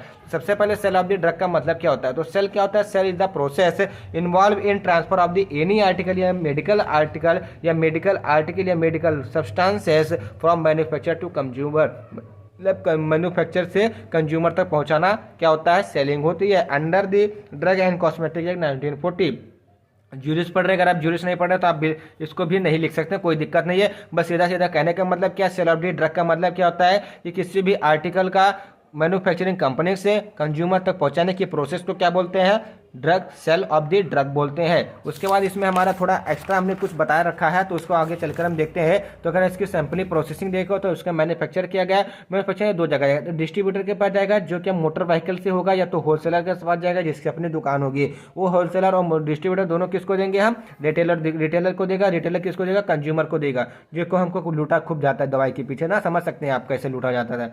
ठीक है, 345 रुपये का डब्बा 45 रुपये की खरीद होती है, भाई साहब 300 में बेचते हैं और बढ़िया नफा कमाते हैं, प्रोटीनियस पाउडर आता है। ठीक है, उसके बाद इसके होलसेल लाइसेंस के में कौन से होते हैं, देखिए ये हमारे टोटल होते हैं दो तरीके के होते हैं। ऐसे देखिए आप देखते हैं एमआर वगैरह घूमते हैं, ठीक है, या ऐसे लोग जैसे जो गाड़ी पर लेकर के दवाइयाँ घूमते हैं बेचते हैं, ठीक है, तो उनको बोलते हैं मोटर व्हीकल वाले। लेकिन कुछ ऐसे होते हैं जो इनकी खुद की दुकान होती है तो उनको बोलते हैं प्रीमिसेस, मतलब जिनके प्रीमिसेस फिक्स्ड होती है कि हाँ वो यहीं पर फिट होके यहीं पर रुककर वो दवा बेचेंगे। तो जो होलसेल लाइसेंस होता है वो दो चीज़ों के लिए होता है, एक मोटर व्हीकल के लिए होता है, एक फिक्स प्रीमिसेस के लिए होता है। तो जो फिक्स प्रीमिसेस के लिए होता है उसमें 3 टाइप के होते हैं। License for schedule C and C1 drug, मतलब जो सी एंड C1 के अंतर शेड्यूल के अंतर्गत जो ड्रग आती है उनके लिए license. License for schedule X drug, मतलब शेड्यूल एक्स ड्रग के लिए license for the other than schedule C1 CX, मतलब ऐसी ड्रग जो शेड्यूल C1 C और एक्स के अंतर्गत न आती है उनके ड्रग के सेलिंग के लिए हम अलग से लाइसेंस बनवाते हैं। देखिए अभी आपको यहाँ आगे सब कुछ समझ में आता चला जाएगा कि है क्या एक्चुअल में ये। और फिर for wholesale of the drug from the motor vehicle, मतलब ऐसे लोग जो क्या कहते हैं मोटर व्हीकल से जैसे कार वगैरह या गाड़ी वगैरह से जाकर के उस ड्रग को बेचते हैं, तो इनके लिए केवल 2 होता है। इनके लिए एक्स जो कैटेगरी की ड्रग होती है, एक्स शेड्यूल की ड्रग होती है, वो ये इंपोर्ट या सेल नहीं कर सकते। क्यों नहीं कर सकते अभी इसको आप आगे समझ जाएंगे, देखते चलिए धीरे धीरे, ठीक है। होलसेल ऑफ द ड्रग का मतलब क्या होता है? Transfer of any medical article to the retailer from fixed premises और the motor vehicle is called wholesale of the drug. तो सीधा मतलब कहने का क्या है कि मैन्युफैक्चरिंग कंपनी से, ठीक है, रिटेलर तक उस दवा को पहुंचाना इस called wholesale of the drug, ठीक है। For wholesale of the drug from fixed premises, मतलब कहने का क्या है कि लाइसेंस की जो आवश्यकता होती है फिक्स्ड प्रीमिसेस के लिए उसके बारे में। तो सबसे पहले इसमें हेडिंग आती है wholesale of the drug schedule C and C1, मतलब जो शेड्यूल सी और C1 की जो ड्रग है उनके होलसेल के लिए जो लाइसेंस बनता है उसके बारे में। उससे पहले हम जान लेते हैं कि जो शेड्यूल सी की ड्रग होती है वो क्या होती है। ये ऐसी ड्रग होती है या बायोलॉजिकल सब्सटेंस होती है या स्पेशल प्रोडक्ट होते हैं, जैसे ऑप्थेल्मिक प्रिपरेशन हो गया, पेरेंटल प्रिपरेशन हो गया, स्टेराइल प्रिपरेशन हो गया, ठीक है। उसके बाद डिस्पोजेबल जैसे सिरिंज वगैरह हो गया। Use for import sale manufacture और डिस्ट्रीब्यूटर प्रोविजन, ये हमारी किसके आती है? शेड्यूल सी के अंतर्गत आती है। और जो C1 के अंतर्गत आती है उसमें जो list of the other drug जैसे डिजिटैलिस हो गया, एड्रेनल हो गया, एंटीबायोटिक हो गया, विटामिन हो गया, लीवर स्टैट हो गया, हार्मोन ETC कैटेगरी की जो ड्रग होती है उनको import sale manufacture and distribution करने के लिए जिस शेड्यूल का स्थापना की गई उसको बोलते हैं शेड्यूल C1। देखिए यहाँ पर आपको शेड्यूल के बारे में पता होना चाहिए, तभी आप ये समझ पाएंगे कि wholesale drug of the schedule under दो C1 एंड C, तभी आप समझ पाएंगे ना। अगर आप इसको यही नहीं पता है कि C के अंतर्गत कौन कौन सी जैसे पेरेंटल प्रोडक्ट, ऑप्थेल्मिक प्रोडक्ट आते हैं, C1 के अंतर्गत विटामिन, एंटीबायोटिक, हार्मोन्स आते हैं, ठीक है। तो आप क्या समझेंगे? कुछ नहीं समझ पाएंगे। तो आगे चल के देखते हैं। आपने यहाँ पर C1 और C2 कंप्लीट कर लिया, उसके बाद हमारे शेड्यूल एक्स के अंतर्गत आती है list of the drug which import, sell, manufacture, labeling and packaging are governed by special provision। मतलब कहने का क्या कि ऐसी ड्रग होती है जैसे नार्कोटिक ड्रग ही आप एग्जांपल के तरीके से ले लीजिए। मतलब जो नार्कोटिक ड्रग होती है जिनका जो सुपर मेडिकल प्रोविजन होता है, इसलिए इसको हम क्या कहते हैं? शेड्यूल एस के अंतर्गत रखते हैं। जैसे एग्जाम्पल के तौर पर एम्फेटामिन हो गया, कीटामाइन हो गया, ठीक है, साइक्लोबार्बिटाल हो गया। तो ये सब जो हमारी ड्रग होती है शेड्यूल एक्स के अंतर्गत आती है। अब आप बात आती है हमारी कि यहाँ पे कौन कौन से लाइसेंस एप्लीकेशन की आवश्यकता पड़ती है अपने ज्यूरीज के ऊपर, इस क्वेश्चन के ऊपर आते हैं। तो wholesale of the schedule C and C1 drug, मतलब जो C एंड C1 के अंतर्गत जैसे ऑप्थेल्मिक प्रिपरेशन, हार्मोन्स वगैरह की जो ड्रग होती है उनके लिए होलसेल करने के लिए किस एप्लीकेशन और किस लाइसेंस की आवश्यकता होती है। तो इसके लिए आपको application form number 19 with prescribe fee and license जो इशू किया जाता है वो फॉर्म नंबर 21B पर किया जाता है। तो एक बार फिर से C एंड C1 ड्रग के होलसेल सेलिंग के लिए फॉर्म नंबर 19 पर क्या किया जाता है? एप्लीकेशन फॉर्म दिया जाता है। और जो लाइसेंस अप्रूव किया जाता है वो फॉर्म नंबर 21B पर किया जाता है। एन एरिया ऑफ, यहाँ पे जो कंडीशन होनी चाहिए कि जैसे आप अगर कोई अपना एजेंसी वगैरह डाल रहे हैं होलसेल करने के लिए, तो वो जिसके कमरे की आवश्यकता है, जैसे वहाँ पे क्या क्या आवश्यकता होनी चाहिए इसके बारे में भी यहाँ पे बताना आपको जरूरी है। तो an area of the 15 metre square, मतलब जो 15 मीटर स्क्वायर का जो एरिया होता है, कमरा होता है, वो आपको जरूर वहाँ पे चाहिए, ठीक है। प्रॉपर स्टोरेज फैसिलिटी जैसे फ्रिज वगैरह होना चाहिए, ठीक है। AC वगैरह लगे ना लगे, लेकिन फ्रिज आपको आपका होना चाहिए for preservation of the drug, मतलब ड्रग को प्रिजर्व करने के लिए। The license want to sell the drug that have not been specified in license that, देखिए इसका सीधा मतलब क्या हो गया कि ऐसी ड्रग जिसको आप बेचना तो चाहते हैं लेकिन वो आपके लाइसेंस मतलब C1 के अंतर्गत स्पेसिफाइड नहीं है, वो मतलब न्यू ड्रग आई है, तो अगर आप उसको बेचना चाहते हो तो उस कंडीशन में आप क्या करेंगे? स्पेशल परमिट बनवाएंगे। Should be obtain from the prescribe authority, उस अथॉरिटी के पास जाएंगे, उसको कहेंगे कि हमको ये ड्रग बेचनी है। वो क्या करेगा? आपको अलग से ऑथराइजेशन फार्मूला देगा, कार्ड देगा, लाइसेंस देगा। उसकी वजह से आप क्या करेंगे कि जो वो ड्रग है उस ड्रग को आप सेल, डिस्ट्रीब्यूट, मैन्युफैक्चर ETC कर पाएंगे। होलसेल के बारे में आते तो रिटेलर को इसको सेल कर पाएंगे। The drug should be sold only license dealer और मैन्युफैक्चरर, मतलब मैन्युफैक्चरर को तो डील करेंगे नहीं, लेकिन सीधी बात है कि बस ये जो ड्रग होती है वो सीधा लाइसेंस, जो जिसके पास ऐसे डीलर जिनके पास लाइसेंस होता है उन्हीं को आप इनको मतलब बेच सकते हैं या सोल्ड कर सकते हैं।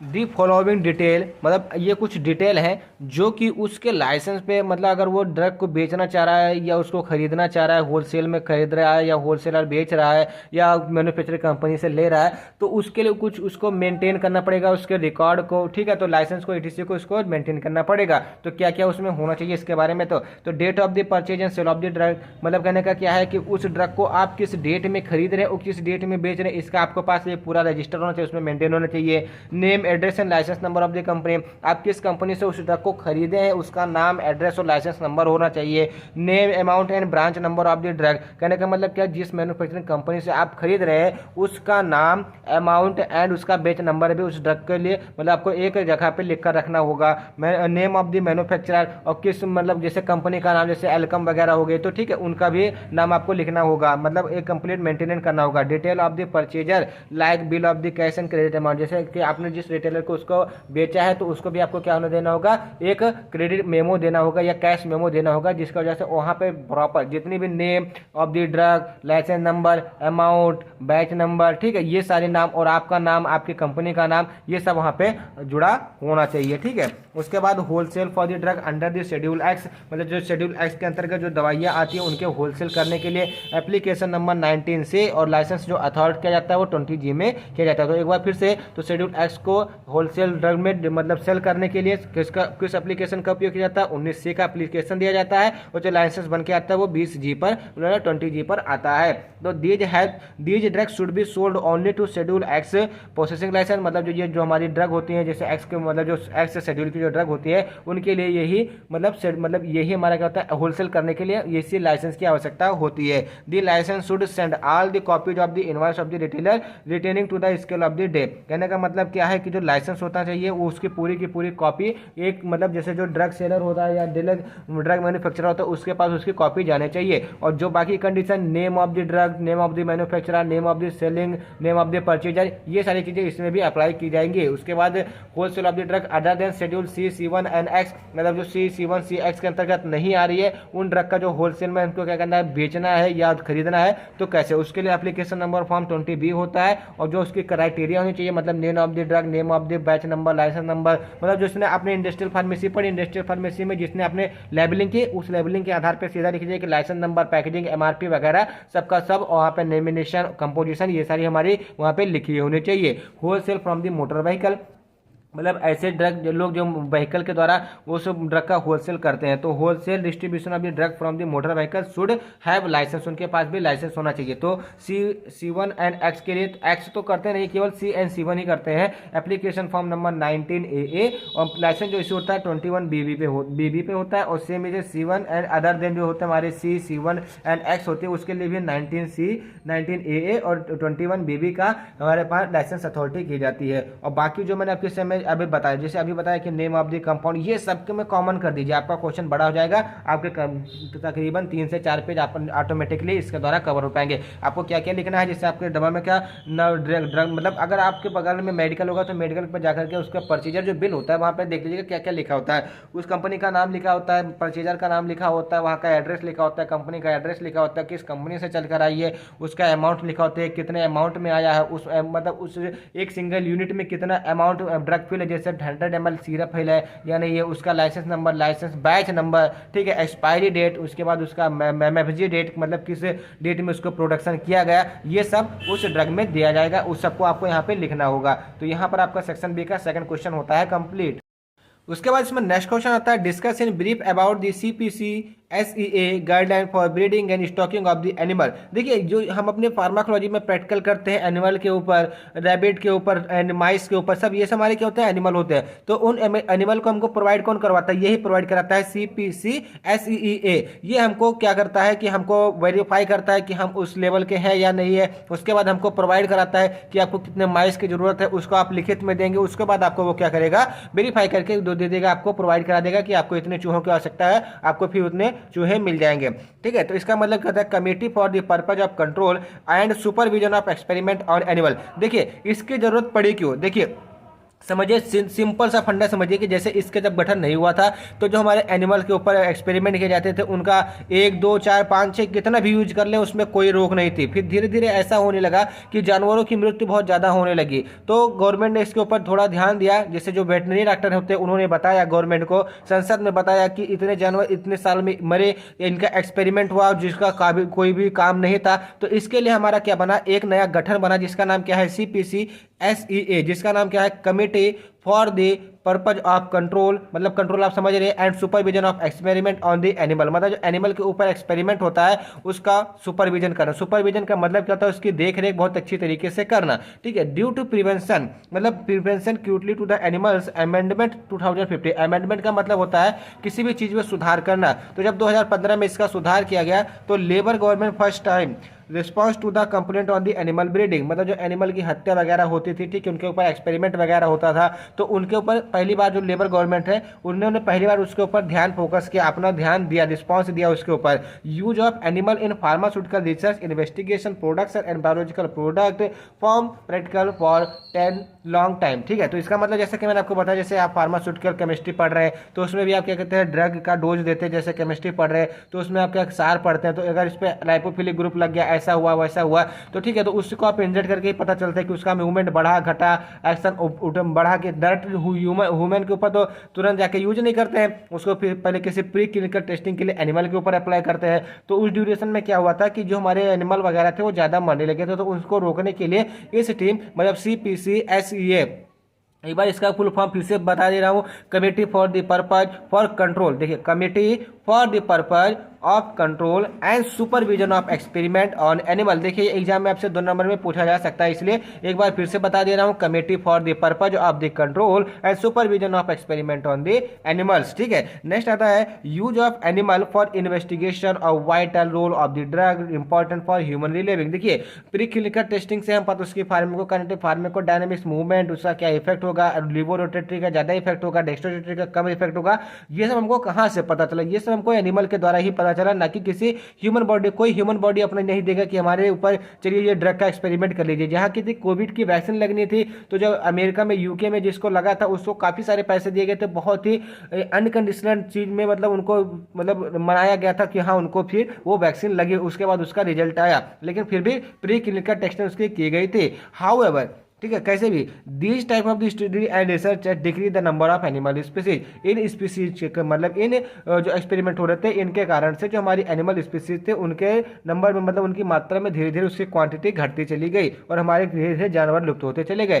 टू स्टेबलाइज दिस प्रॉब्लम, मतलब इस प्रॉब्लम को स्टेबलाइज करने के लिए कि जो आपके एनिमल के स्पीसीज है उनका मतलब घट रहा है, उनको स्टेबलाइज करने के लिए CPCSEA मतलब committee for the purpose of the control and supervision of the experiment on animal का गठन किया गया in India by the government of the India. इनके ऑब्जेक्टिव के बारे में जान लेते हैं, मतलब CPCSEA का जो गठन हुआ उसका क्या ऑब्जेक्टिव था। तो to provide unnecessary pain before after during the performance, मतलब जैसे आप कोई फार्माकोलॉजी का एक्सपेरिमेंट कर रहे हैं तो उसको पेन दे रहे हैं, तो वो अननेसेसरी है कि मतलब उसको नहीं देना था, फिर भी आप उसको पेन दे रहे हैं, मतलब उसको हम क्या कर रहे हैं कि बिफोर द सर्जरी भी पेन दे रहे हैं, आफ्टर द सर्जरी भी दे रहे हैं, ड्यूरिंग द सर्जरी भी कहते हैं, ऐसे तो मर जाएगा। तो इसके लिए हमने ये इसका एक ऑब्जेक्टिव हो जाएगा, जो हमारा CPCSEA है उसका एक पहला ऑब्जेक्टिव ये था कि जो हमारे एनिमल्स होते हैं उनको जो पहले मतलब एक्सपेरिमेंट के पहले, उसके दौरान या उसके बाद में जो पेन दिया जाता था वो भी अननेसेसरी अनावश्यक जो पेन था उसको रोकने के लिए इसका स्टेबलाइजेशन किया गया।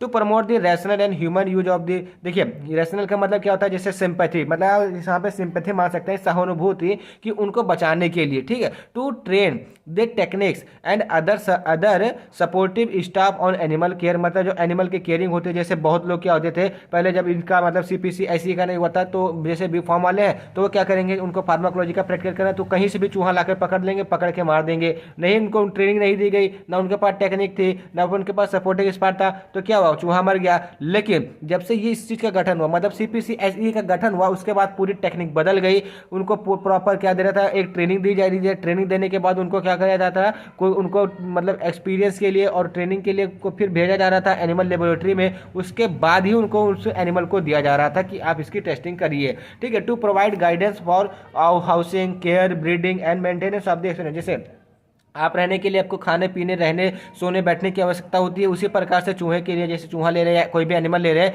तो उसके उसके खाने पीने, उसके केयरिंग के सब चीज़ें के लिए उसकी जो मतलब गाइडलाइंस होती है उसको वो प्रोवाइड करता है। कौन? CPCSEA, कि हाँ भाई इसको इतने टाइम पे खाना चाहिए, इसको इतने टाइम पे पीना चाहिए, इसको इतने टाइम पे सोना। ठीक है, सोना तो हमारे बस में नहीं है, लेकिन जैसे वो बेड वेटिंग कर देते हैं तो उसके लिए एब्जॉर्बेंट का यूज करना चाहिए। तो ये सब हमारी क्या थी, ऑब्जेक्टिव के ऊपर आ गई। अब गाइडलाइंस कौन कौन सी इसकी गाइडलाइंस है? जैसे वेटनरी केयर, वेटनरी का मतलब क्या होता है? एनिमल की स्टडी, मतलब जो वेटनरी डॉक्टर होते हैं, जो एनिमल के डॉक्टर, तो उसी से लिया गया है वेटनरी केयर, मतलब जानवरों की देखभाल करना। ठीक है, provide by a veterinarian daily observation of the animal adopted, अगर आपने एनिमल को अडॉप्ट किया तो उसका डेली ऑब्जर्वेशन करना पड़ेगा। Supervise animal nutrition and sanitisation, उनकी साफ सफाई, सुरक्षा, खान पीन का आपको वहाँ पे उनका ख्याल रखना पड़ेगा। उसके बाद क्वारंटाइन, स्टेबलाइजेशन एंड सेपरेशन, जैसे क्वारंटाइन का मतलब क्या हुआ कि उनका जो अगर छोटे मतलब छोटे जानवर हैं जैसे चूहे वगैरह है, तो उनका क्या होता है कि क्वारंटाइन के लिए 1 वीक से 1 मंथ के लिए रखा जा सकता है। लेकिन जैसे जो बड़े लंबा जैसे बड़े जानवर हो गए, जैसे एग्जाम्पल के तौर पर रैबिट हो गया, ठीक है, या हिरन हो गया, ये कोई भी हो गए, तो उनका जो ऑब्जर्वेशन क्वारंटाइन पीरियड होता था अब तो 6 वीक से अधिक आप नहीं रख सकते थे, मतलब उनको 6 वीक तक आप उसको इस्तेमाल करना है। उसके बाद physiological psychological and nutritional stabilisation require, मतलब जाने का क्या है कि उसको ज़्यादा प्रताड़ित अननेसेसरी पेन न दिया जाए। साइकोलॉजिकल का मतलब क्या है, उनको कैद करके न रखा जा सके। एंड न्यूट्रिशन स्टेबलेशन रिक्वायर का मतलब क्या होता है, उनको खान पीन की बराबर सुविधा दी जा सके। Physical separation to prevent anxiety in behaviour changes, देखिए अभी आपको एक रूम में बंद कर दिया जाए तो अगर 5 दिन तक लगातार, तो आपका वैसे भी दिमाग खराब हो जाएगा। जैसे इस समय एग्जामिनेशन का पीरियड है, क्या हो रहा है कि आप लोगों का एकदम से दिमाग खराब है, तो ये क्या होता है कि आपके बिहेवियर चेंज, अगर आपकी मम्मी घर पे बोलते हैं कि भैया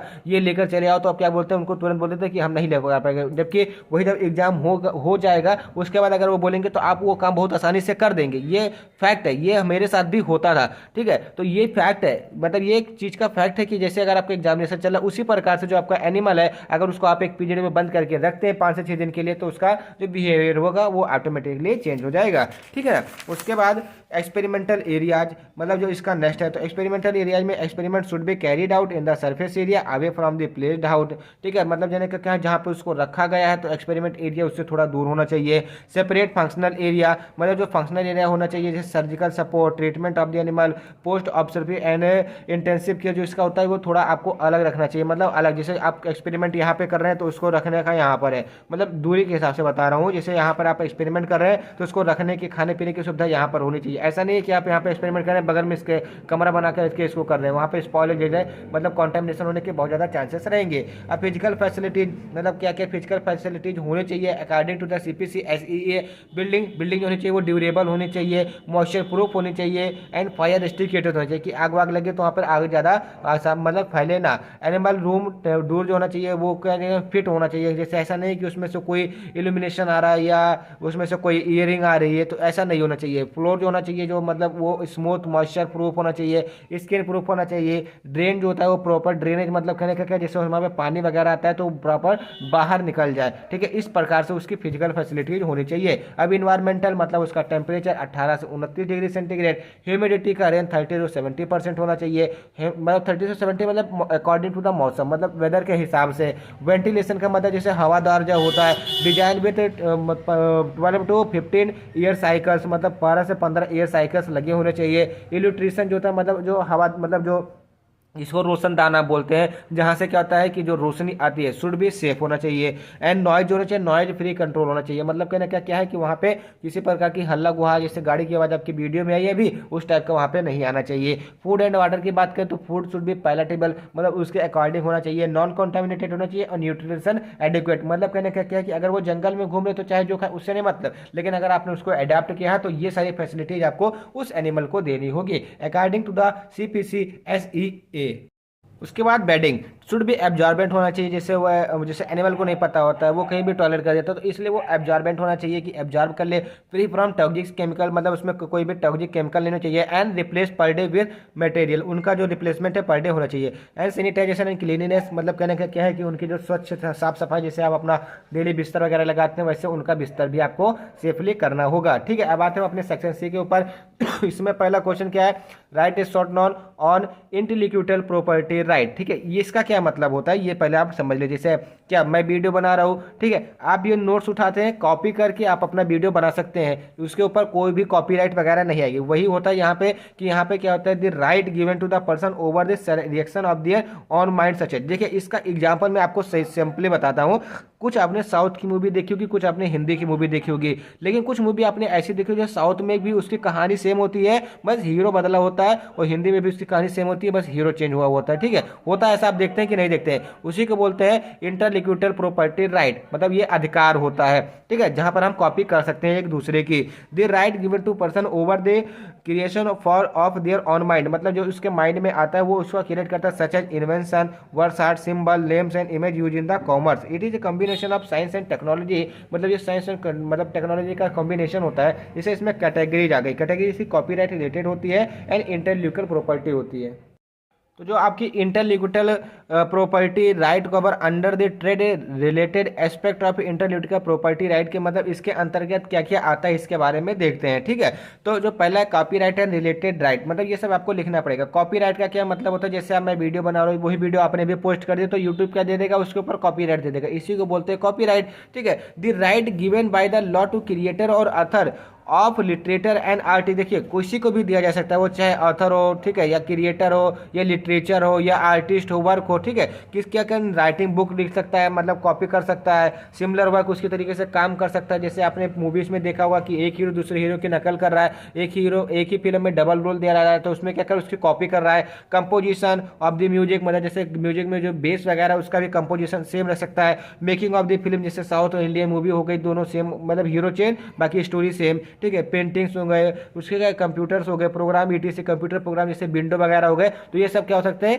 इसको बोलते हैं कॉपीराइट एंड रिलेटेड राइट। ये उनका अधिकार है, किसके अंतर्गत आता है, इलिट मतलब इंटेलेक्चुअल प्रॉपर्टी राइट के अंतर्गत आता है, नोन एज कॉपीराइट। उसके बाद इसमें आता है ट्रेडमार्क। ट्रेडमार्क का मतलब क्या होता है, द ट्रेडमार्क, जैसे एग्जांपल जैसे ट्रेडमार्क क्या होता है कि उसका एक स्पेशल सिंबल, ठीक है, तो ये trademark is usually a sign that enable people to differentiate the goods और services of the one trade from the another. जैसे हमारा मतलब लेटेस्ट लर्न फार्मेसी है, ठीक है, वो हमारा चैनल का सिंबल दूसरा है, तो वो हमारा क्या हो गया, ट्रेडमार्क हो जाएगा। उसी प्रकार से दूसरे चैनल का आप जाएंगे फार्मेसी चैनल, तो उनका क्या है, थंबनेल जो होता है वो दूसरी तरीके से होता है, जो उनका मतलब चैनल आर्ट है वो दूसरी तरीके से, तो वो उनका ट्रेडमार्क अलग हो जाएगा। तो सेम उसी प्रकार से इसमें भी यही होता है कि ट्रेडमार्क जो होता है वो सिंपली क्या होता है, एक साइन होता है जो क्या करता है कि उसके पदार्थ के, जैसे मेरा जो फैसिलिटी है वो अलग हो जाएगा एज कम्पेयर टू दूसरे, मतलब आपको देखने में डिफरेंट पता चलेगा, उसी को बोलते हैं ट्रेडमार्क। तो ये ट्रेडमार्क में भी लेटर, मतलब लेटर हो सकता है, वर्ड हो सकता है, किसी शेप में एंगुलर वगैरह हो सकता है, कलर हो सकता है,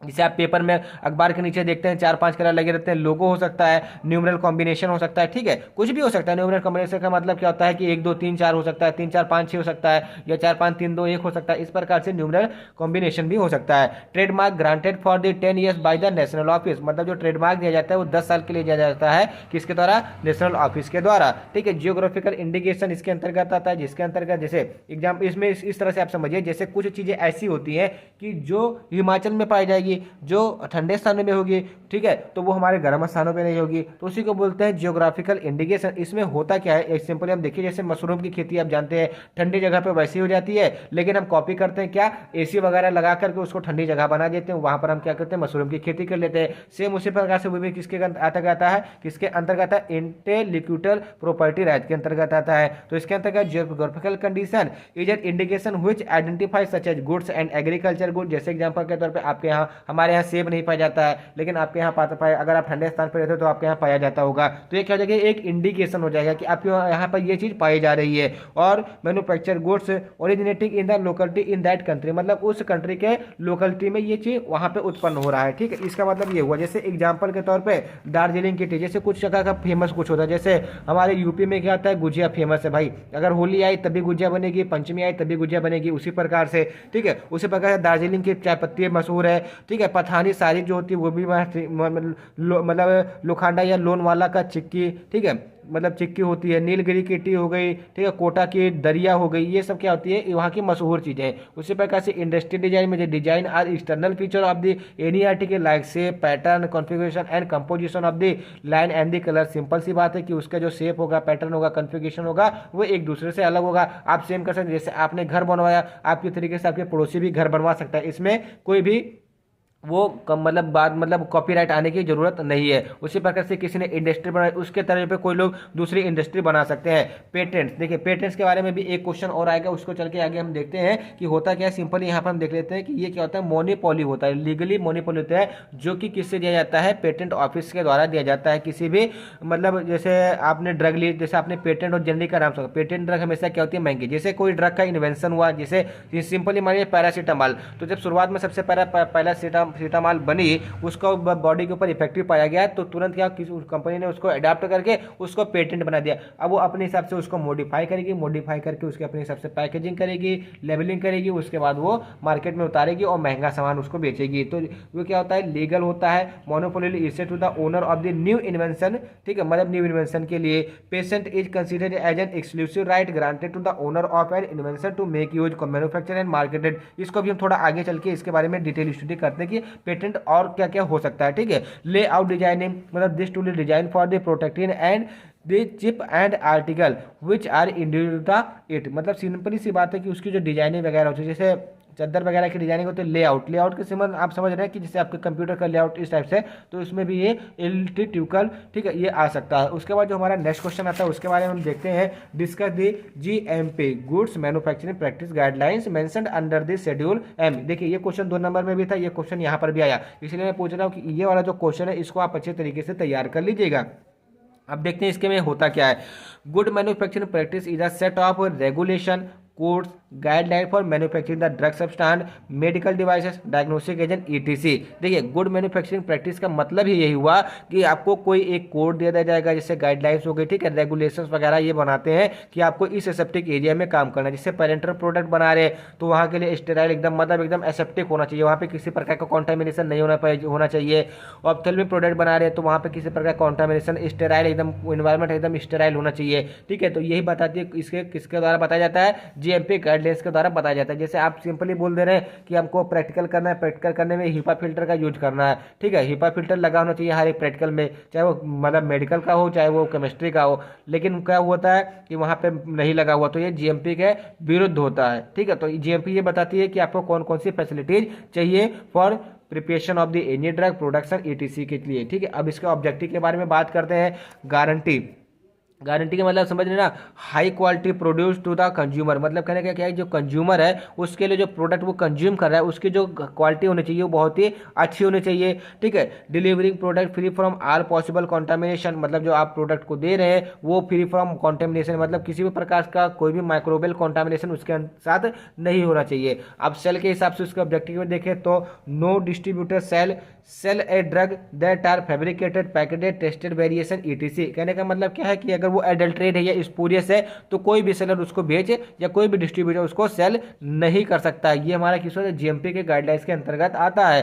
प्रीमिसेस एंड इक्विपमेंट, ठीक है, to permit effective cleaning preventing contamination. जैसे आप फैक्ट्री में काम कर रहे हैं तो फैक्ट्री में काम करें तो जो वहाँ के इक्विपमेंट है वो एकदम वेल स्टेराइल होना चाहिए। अब वेल स्टेराइल होना चाहिए, इसको किसने बताया, GMP ने बताया, ठीक है। अब क्वालिटी कंट्रोल, जैसे कोई चीज़ हम आपके इन प्रोसेस क्वालिटी कंट्रोल हो गया, तो आप ड्रग की प्रिपरेशन कर रहे हैं तो ड्रग की प्रिपरेशन में उसकी डिसइंटीग्रेशन डिजोल्यूशन टेस्ट वगैरह आप मेजर आउट करते हैं या नहीं करते हैं, ठीक है। तो वो कहते हैं क्वालिटी कंट्रोल टेस्ट, ये भी कौन करता है, GMP गाइडलाइंस के अकॉर्डिंग दी जाती है। To check the bulk component testing of the finish product या ड्यूरिंग द मतलब in process test stability editing and customer complaint, ठीक है, उसके आधार पे उसकी क्वालिटी कंट्रोल टेस्टिंग की जाती है। जैसे कस्टमर कंप्लेंट का मतलब क्या हो, जैसे वो बाजार में आ गई मार्केट, उसके बाद उसका रिएक्शन देखने को स्टार्ट हुआ तो वो फिर से क्वालिटी कंट्रोल टेस्ट के अंतर्गत चली जाएगी। ये कौन बोलता है, GMP बोल रहा है, ठीक है।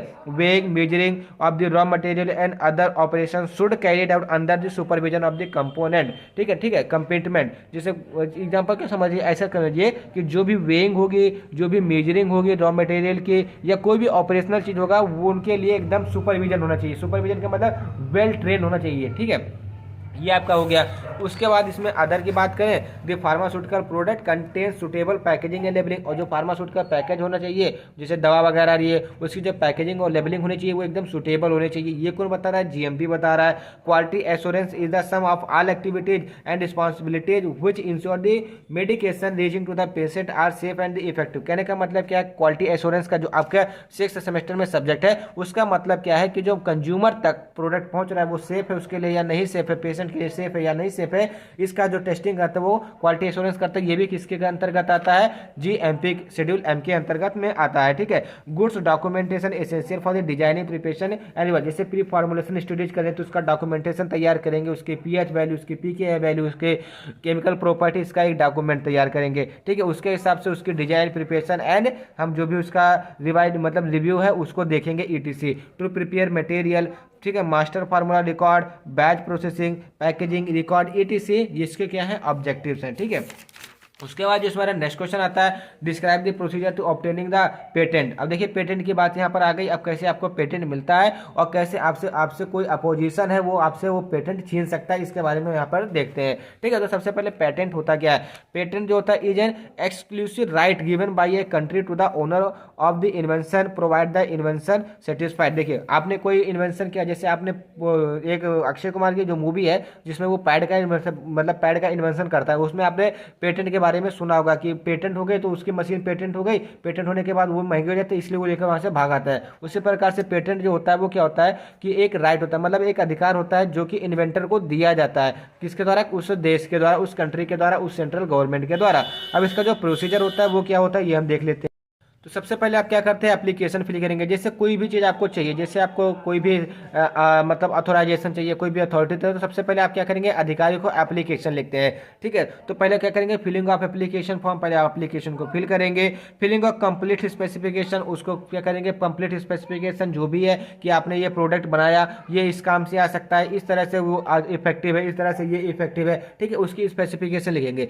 ठीक है, अब यहाँ पर क्या होगा, दो चीज़, एक पब्लिकेशन हो जाएगा और दूसरा हो एग्जामिनेशन के लिए चला जाएगा। पब्लिकेशन का मतलब क्या होता है कि उसको न्यूज़पेपर विज्ञापन वगैरह में दे देंगे, पब्लिक कर देंगे। उसके बाद क्या उसी को बोलते हैं पब्लिकेशन ऑफ द एप्लीकेशन। ठीक है, उसके बाद एग्जामिनेशन करेंगे उसका कि हाँ वो सही है, हाँ एक्चुअल में जो स्पेसिफिकेशन दिया गया है वो मतलब एग्जामाइन किया जाएगा कि हाँ ये यही है या नहीं है। ठीक है, एप्लीकेशन ऑन द रिक्वेस्ट, मतलब जब रिक्वेस्ट एप्लीकेशन करेगा उसके बाद क्या होगा, एक्सेप्टेंस हो जाएगा, मतलब अगर उसको एक्सेप्ट होना तो एक्सेप्ट हो जाएगा। And advertisement of the complete specification, और जो उसकी स्पेसिफिकेशन जैसे बताई गई, जैसे पैड वगैरह की स्पेसिफिकेशन बताई गई कि बीमारी कम होगी। ठीक है, लीकेज वगैरह की जो प्रॉब्लम होती है वो भी कम हो जाएगी, तो उसका स्पेसिफिकेशन बताया जाएगा किसके द्वारा, एडवर्टाइजमेंट के द्वारा। ठीक है, उसके बाद अपोजिशन को जाएगा, अपोजिशन उसको देखेगा, उसको क्या कर देगा, सिक्योरिटी लेगा, सिक्योरिटी के बाद ग्रांट करेगा। अगर ग्रांट करने के बाद वो रिजेक्ट करने के लिए तो उसको रिजेक्ट कर देगा, अदरवाइज ग्रांट करने के बाद सीधा कर देगा, ग्रांट को सील कर देगा और आपको पेटेंट मिल जाएगा। ठीक है, अब इसमें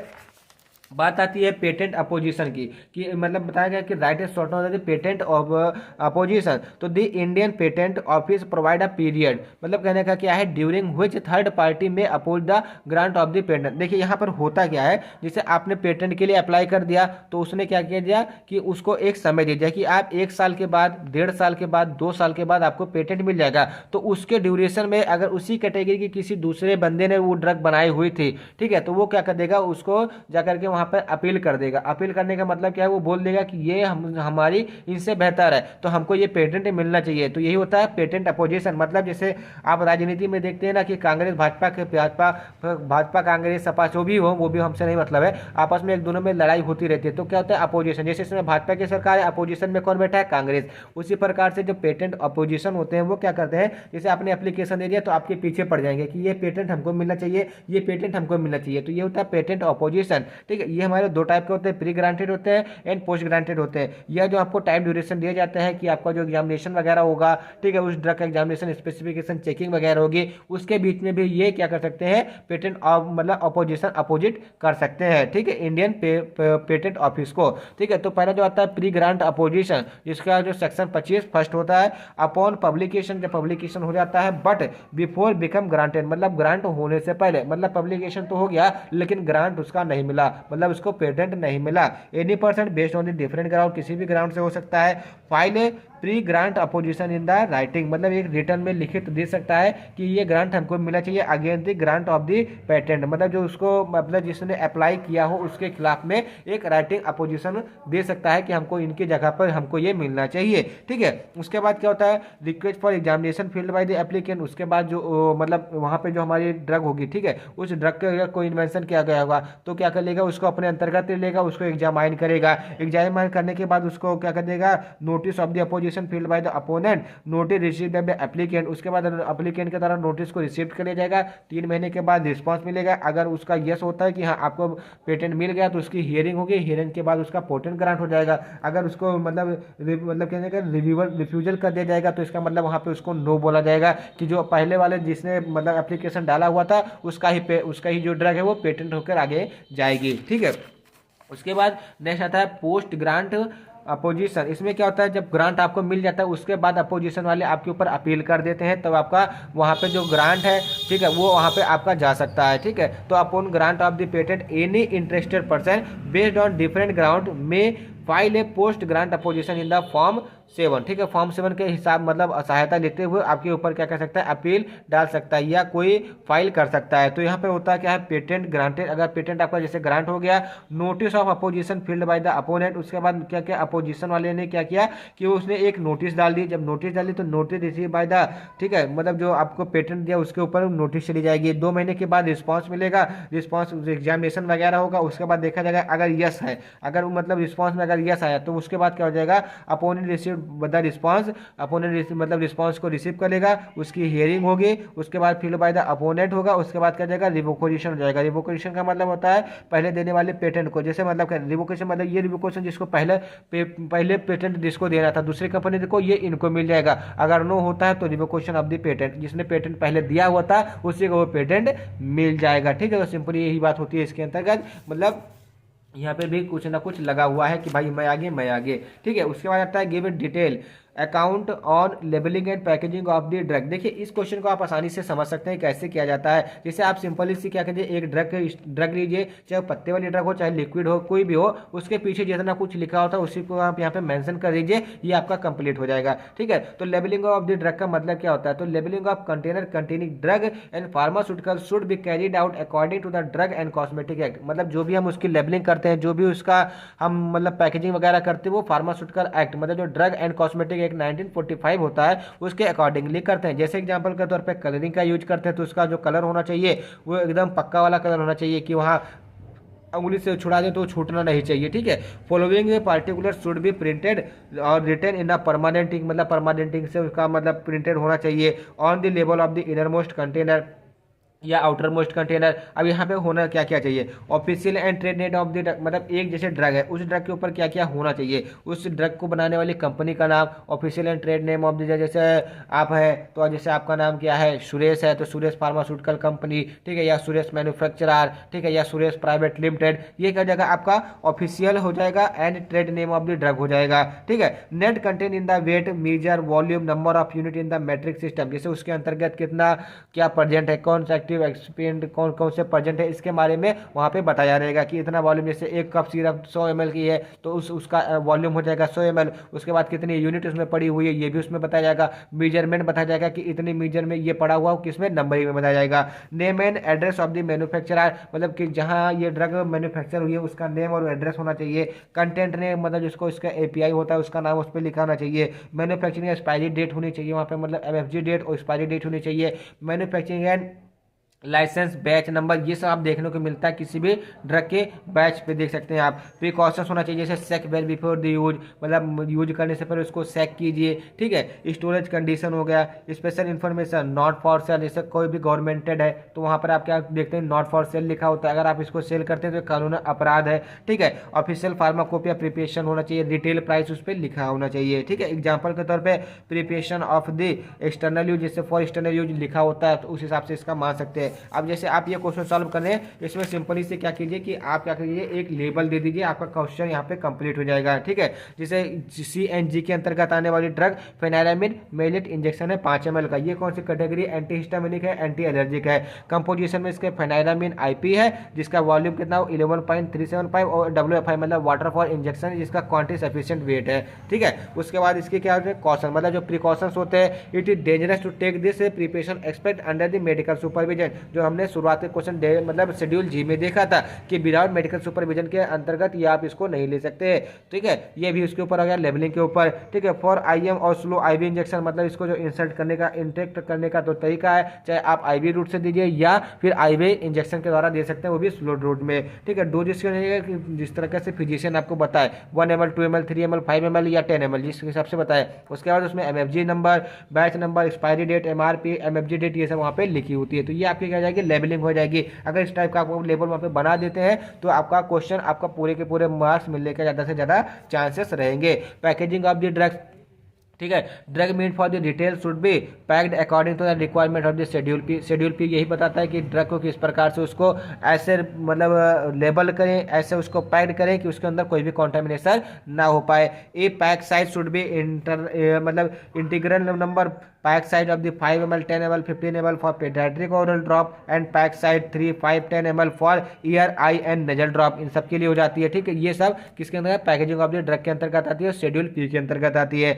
दी ophthalmic preparation should be packed along with the eye dropper. जैसे ऑप्थेल्मिक प्रिपरेशन होता है वो क्या ड्रॉपर के साथ, उसमें ऑलरेडी ड्रॉपर होता है जिससे कि ड्रॉप वाइज आपको वो मटेरियल, वो ऑप्थेल्मिक प्रोडक्ट मिल सके और आप अपने आई में उसको इंसर्ट कर सके और आपका ट्रीटमेंट हो सके। ठीक है, ये सब बातें शेड्यूल पी के अंतर्गत। उसके बाद जो नेक्स्ट क्वेश्चन आता है, right and not on constitution and function of the मतलब पीसीआई, मतलब जो आपकी पीसीआई है। ठीक है, उसका जो कॉन्स्टिट्यूशन होता है, उसका जो फंक्शन होता है वो क्या क्या होता है। तो जो पीसीआई फर्स्ट कॉन्स्टिट्यूशन और 9 मार्च 1949, मतलब जो पहले की पीसीआई का, ठीक है, जो मतलब कॉन्स्टिट्यूशन किया गया था वो 9 मार्च 1949 में किया गया था for fulfilling objective in pharmacy act 1948 की जो ऑब्जेक्टिव वगैरह थी, ठीक है, उसको फुलफिल करने के लिए। अब इसके कॉन्स्टिट्यूशन की बात करते हैं तो सबसे पहले क्या होता है, इलेक्टेड मेंबर आते हैं जिसमें टोटल 35 मेंबर होते हैं। कैसे होते हैं ये भी देख लेते हैं, कौन कौन होते हैं। 6 मेंबर ऐसे होते हैं जो कि यूजीसी से सेलेक्ट किए जाते हैं। ठीक है, यूजीसी, अब जैसे यूजीसी की गाइडलाइन वगैरह आती है उनसे ये सेलेक्ट किया जाता है from the among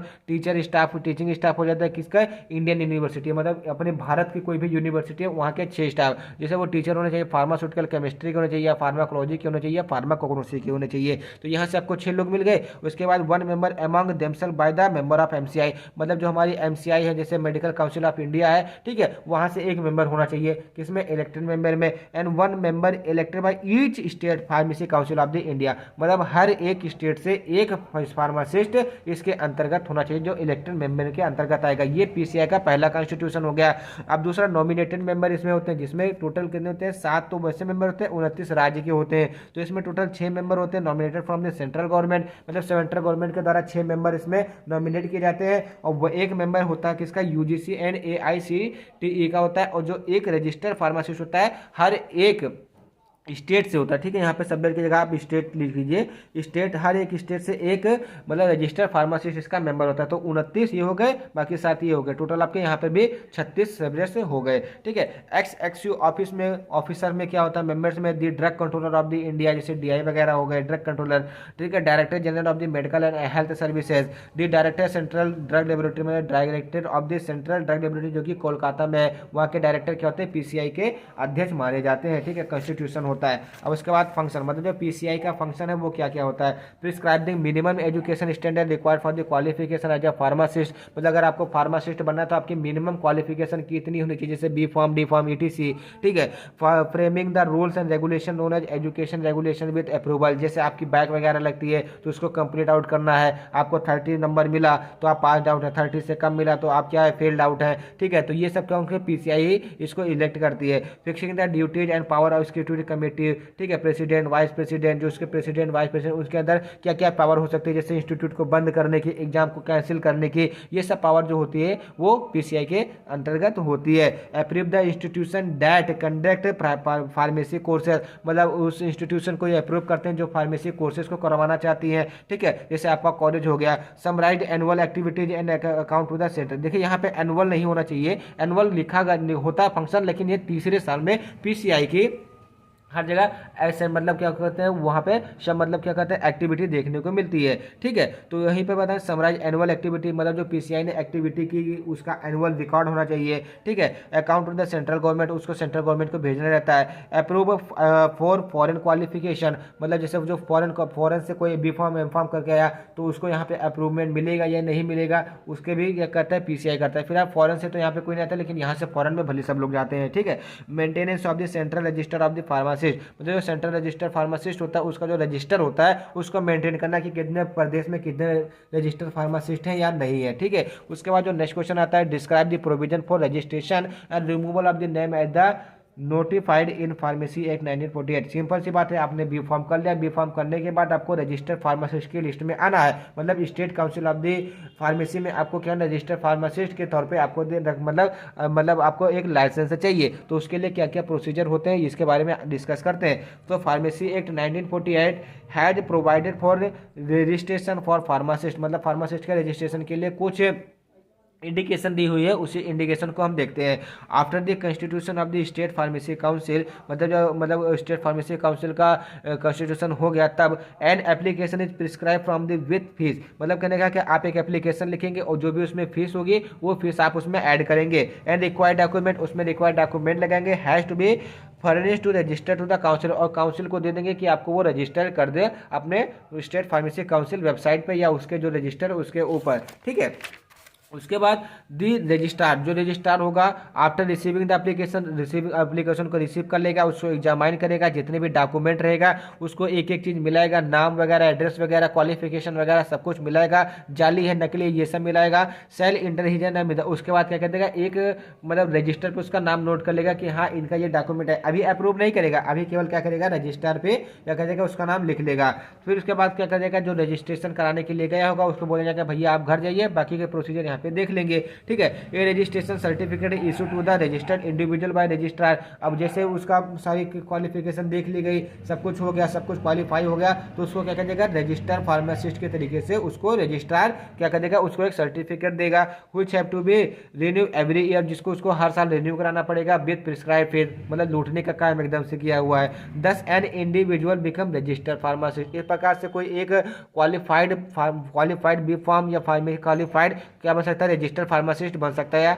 who can practice profession of the pharmacy जो फार्मेसी के प्रैक्टिस को या प्रोफेशन को प्रैक्टिस कर सकता है। इन केस रजिस्टर्ड कैंसल या रिजेक्टेड अगर इन केस अगर आपका रजिस्ट्रेशन कैंसिल कर दिया जाता है या रिजेक्ट कर दिया जाता है तो आप अपील कर सकते हैं रजिस्ट्रेशन के कैंसिल होने के 3 महीने के अंदर टू एसपीसी मतलब स्टेट फार्मेसी काउंसिल को आप अपील कर सकते हैं। Removal of the name from the register जैसे गलती से आपका नाम लिख गया हो या आपका नाम कुछ दूसरा लिख गया हो तो उसको रिमूव कैसे करवा सकते हैं। आप वहां से अपना नाम हटवाना चाहते हो तो कैसे कर सकते हैं। The name of the registered pharmacist remove by the executive committee मतलब जो एग्जीक्यूटिव कमेटी होती है वो फार्मासिस्ट का नाम को हटा सकती है। कब if the name of the person has been enter in registered due the error मतलब किसी एरर या मिस इंटरसेप्शन की वजह से उसका नाम जैसे राम था तो श्याम लिख गया तो इस कंडीशन में उसको हटाया जा सकता है। If the person has committed on offence अगर वो जैसे डुप्लीकेट अपनी मार्कशीट वगैरह लेकर जाता है जाली हायर क्वालिफिकेशन दिखाने के लिए उस कंडीशन में अगर इसको रजिस्टर कर दिया गया तो बाद में अगर पता चला तो उसको ऑफेंस मतलब पेनाल्टी वगैरह देकर उसको वहां से रिजेक्ट किया जा सकता है, उसका रिमूव किया जा सकता है रजिस्टर से नाम। इफ पर्सन फर्निश फॉर ठीक है if person furnish fall certificate वही जो सर्टिफिकेट लोकल वगैरह लेकर आते हैं उनके लिए। ठीक है, उसके बाद जो इसमें नेक्स्ट क्वेश्चन आता है discuss the rule relating to the export import and transhipment of the narcotic drug मतलब जो नारकोटिक ड्रग होती है उसके एक्सपोर्ट इंपोर्ट और जो मतलब ट्रांसशिपमेंट होते हैं। शिपमेंट का मतलब जैसे एक स्थान से दूसरे स्थान पर शिफ्ट जैसे आप जानते हैं ना कि शिफ्ट होता है जैसे आप कोई प्रोडक्ट मंगाते हैं तो उसमें भी शिपिंग वगैरह होती है उसी प्रकार से ये है क्या है ट्रांसशिप्ड है। ठीक है, तो all the narcotic drug and psychotropic substance are specified in the schedule first and schedule second are prohibited. Prohibited का मतलब क्या है कैसे जैसे रोक लगाई हुई है from import and export out of the India मतलब इंडिया से वो ना इम्पोर्ट होंगे ना आउटपुट होंगे विदाउट सर्टिफिकेशन आइडेंटिफिकेशन बिना किसी अगर सर्टिफिकेट या आइडेंटिफिकेशन के। इसका मतलब क्या है अगर आपके पास सर्टिफिकेशन है आप अथोराइज है तभी आप इसका इम्पोर्ट एक्सपोर्ट कर सकते हैं वो भी केवल शेड्यूल सेकेंड का ना कि शेड्यूल 1 का। शेड्यूल 1 में जैसे आपकी कोडीन ओपियम वगैरह आ जाती है। ठीक है, उसके बाद जो शेड्यूल सेकेंड जैसे कोका लीफ वगैरह वगैरह आ जाती है शेड्यूल सेकंड के अंतर्गत आती है। तो शेड्यूल 1 जो है उसको आप इंपोर्ट एक्सपोर्ट नहीं कर सकते, शेड्यूल सेकंड को आप इंपोर्ट एक्सपोर्ट कर सकते हैं। ठीक है, अब इंपोर्ट क्या होता है, मतलब किसी चीज़ को बाहर से मंगवाना। तो ओनली गवर्नमेंट, केवल गवर्नमेंट जो होती है वो क्या कर सकती है, ओपीएम फैक्ट्री, मतलब कहने का क्या है कि ऑथराइज होती है कि वो किसी भी चीज़ को इंपोर्ट करा सकते हैं, किसी भी शेड्यूल को। ठीक है, इंपोर्ट मॉर्फिन हो गया, ओपीएम हो गया, कोडीन हो गया, पोपी हो गया, थियाबाइन हो गया, टीवी वगैरह, जैसे थियासाइनेसिस आप जानते हैं, थियासाइनेसिस, तो उसको क्या कर सकते हैं, इंपोर्ट करा सकती है। Drug mention under schedule first of the rule coca leaf cannabis or heroin, जैसे ये हो गए। ठीक है, strictly prohibited from import into the India, इसको प्रोहिबिटेड किया गया है कि ये इंडिया में इंपोर्ट नहीं होगा। ठीक है, schedule second narcotic drug can be imported into the India, मतलब इंडिया में कर सकते हैं शेड्यूल सेकंड का। एन इंपोर्टेंट सर्टिफिकेट इशू, इसके लिए एक क्या होता है कि इंपोर्ट सर्टिफिकेट इशू किया जाता है। An import certificate required for the very consignment for the drug, मतलब बहुत जरूरी होता है। कंसाइनमेंट का मतलब ट्रैकिंग के हिसाब से मान सकते हैं कि आपका प्रोडक्ट कहाँ पहुंचा, ये भी वहां पे बताता है। The issuing authority in foreign country is required to give 7 copies of importer certificate, मतलब जो इशू अथॉरिटी है उसको क्या करेगा, जब इंपोर्ट करने आएगा तो उसको अपने साथ उस सर्टिफिकेट की 7 कॉपी लेकर आके रखनी पड़ेगी और जगह जगह पर उसको देना पड़ेगा। ठीक है, उसके बाद एक्सपोर्ट का मतलब क्या होता है कि जैसे यहाँ से कोई चीज़ बाहर भेजना, तो narcotic drug and psychotropic substance specified in the schedule second, जो शेड्यूल सेकंड की जो ड्रग होती है नारकोटिक ड्रग, उसको आप या एक्सपोर्ट कर सकते हैं after obtaining the export authorisation from the issuing authority in form number 5, मतलब 5 फॉर्म नंबर 5 के फॉर्म पे आपको ऑथराइज कर दिया जाएगा कि आप इस प्रोडक्ट का एक्सपोर्ट कर सकते हैं। Original copy of the import certificate by the government, मतलब जो ओरिजिनल कॉपी, जैसे अगर किसी चीज का एक्सपोर्ट करें तो आपको उसके साथ ओरिजिनल कॉपी ले जानी पड़ेगी। And original copy of the excise certificate by the government. ठीक है, the duplicatable copy is then submitted to the concern authority of importing country, मतलब जहां पे इसका इंपोर्ट किया जाएगा, एक्सपोर्ट करके क्या इंपोर्ट करते हैं तो उस इंपोर्ट कंपनी का या देश में उसको सबमिट करना होगा जो आपके पास उसकी कॉपी होगी लाइसेंस अथॉरिटी की। ठीक है, third copy sent to the exporter along with the consignment of the drug. ठीक है, उस ड्रग के साथ जाएगी। उसके बाद ट्रांसशिपमेंट क्या होता है, transhipment of the narcotic and psychotropic substance specified in the schedule second is prohibited according to the section 79, मतलब सिंपल से समझिए कि उसको प्रोहिबिट कर देगा किस सेक्शन में, 79 सेक्शन में। एक custom collector grant the permission, मतलब एक कस्टम कलेक्टर जो होता है वो क्या करता है, उस परमिशन को ग्रांट कर सकता है for the transshipment of the consignment only after it satisfied, अगर वो सेटिस्फाइड है तो, अदरवाइज वहाँ पे उसको सीज कर देगा। बाकी यहाँ पे जो आपकी थी फार्मास्यूटिकल ज्यूरिस्प्रूडेंस, यहाँ पर आपका 2020-21 का पेपर होता है फाइनल, आपको नेक्स्ट मॉर्निंग में मिल जाएगा 2019-20 का पेपर। तो thank you for watching the video from the latest learn pharmacy, और अच्छी सी तैयारी करके जाइएगा।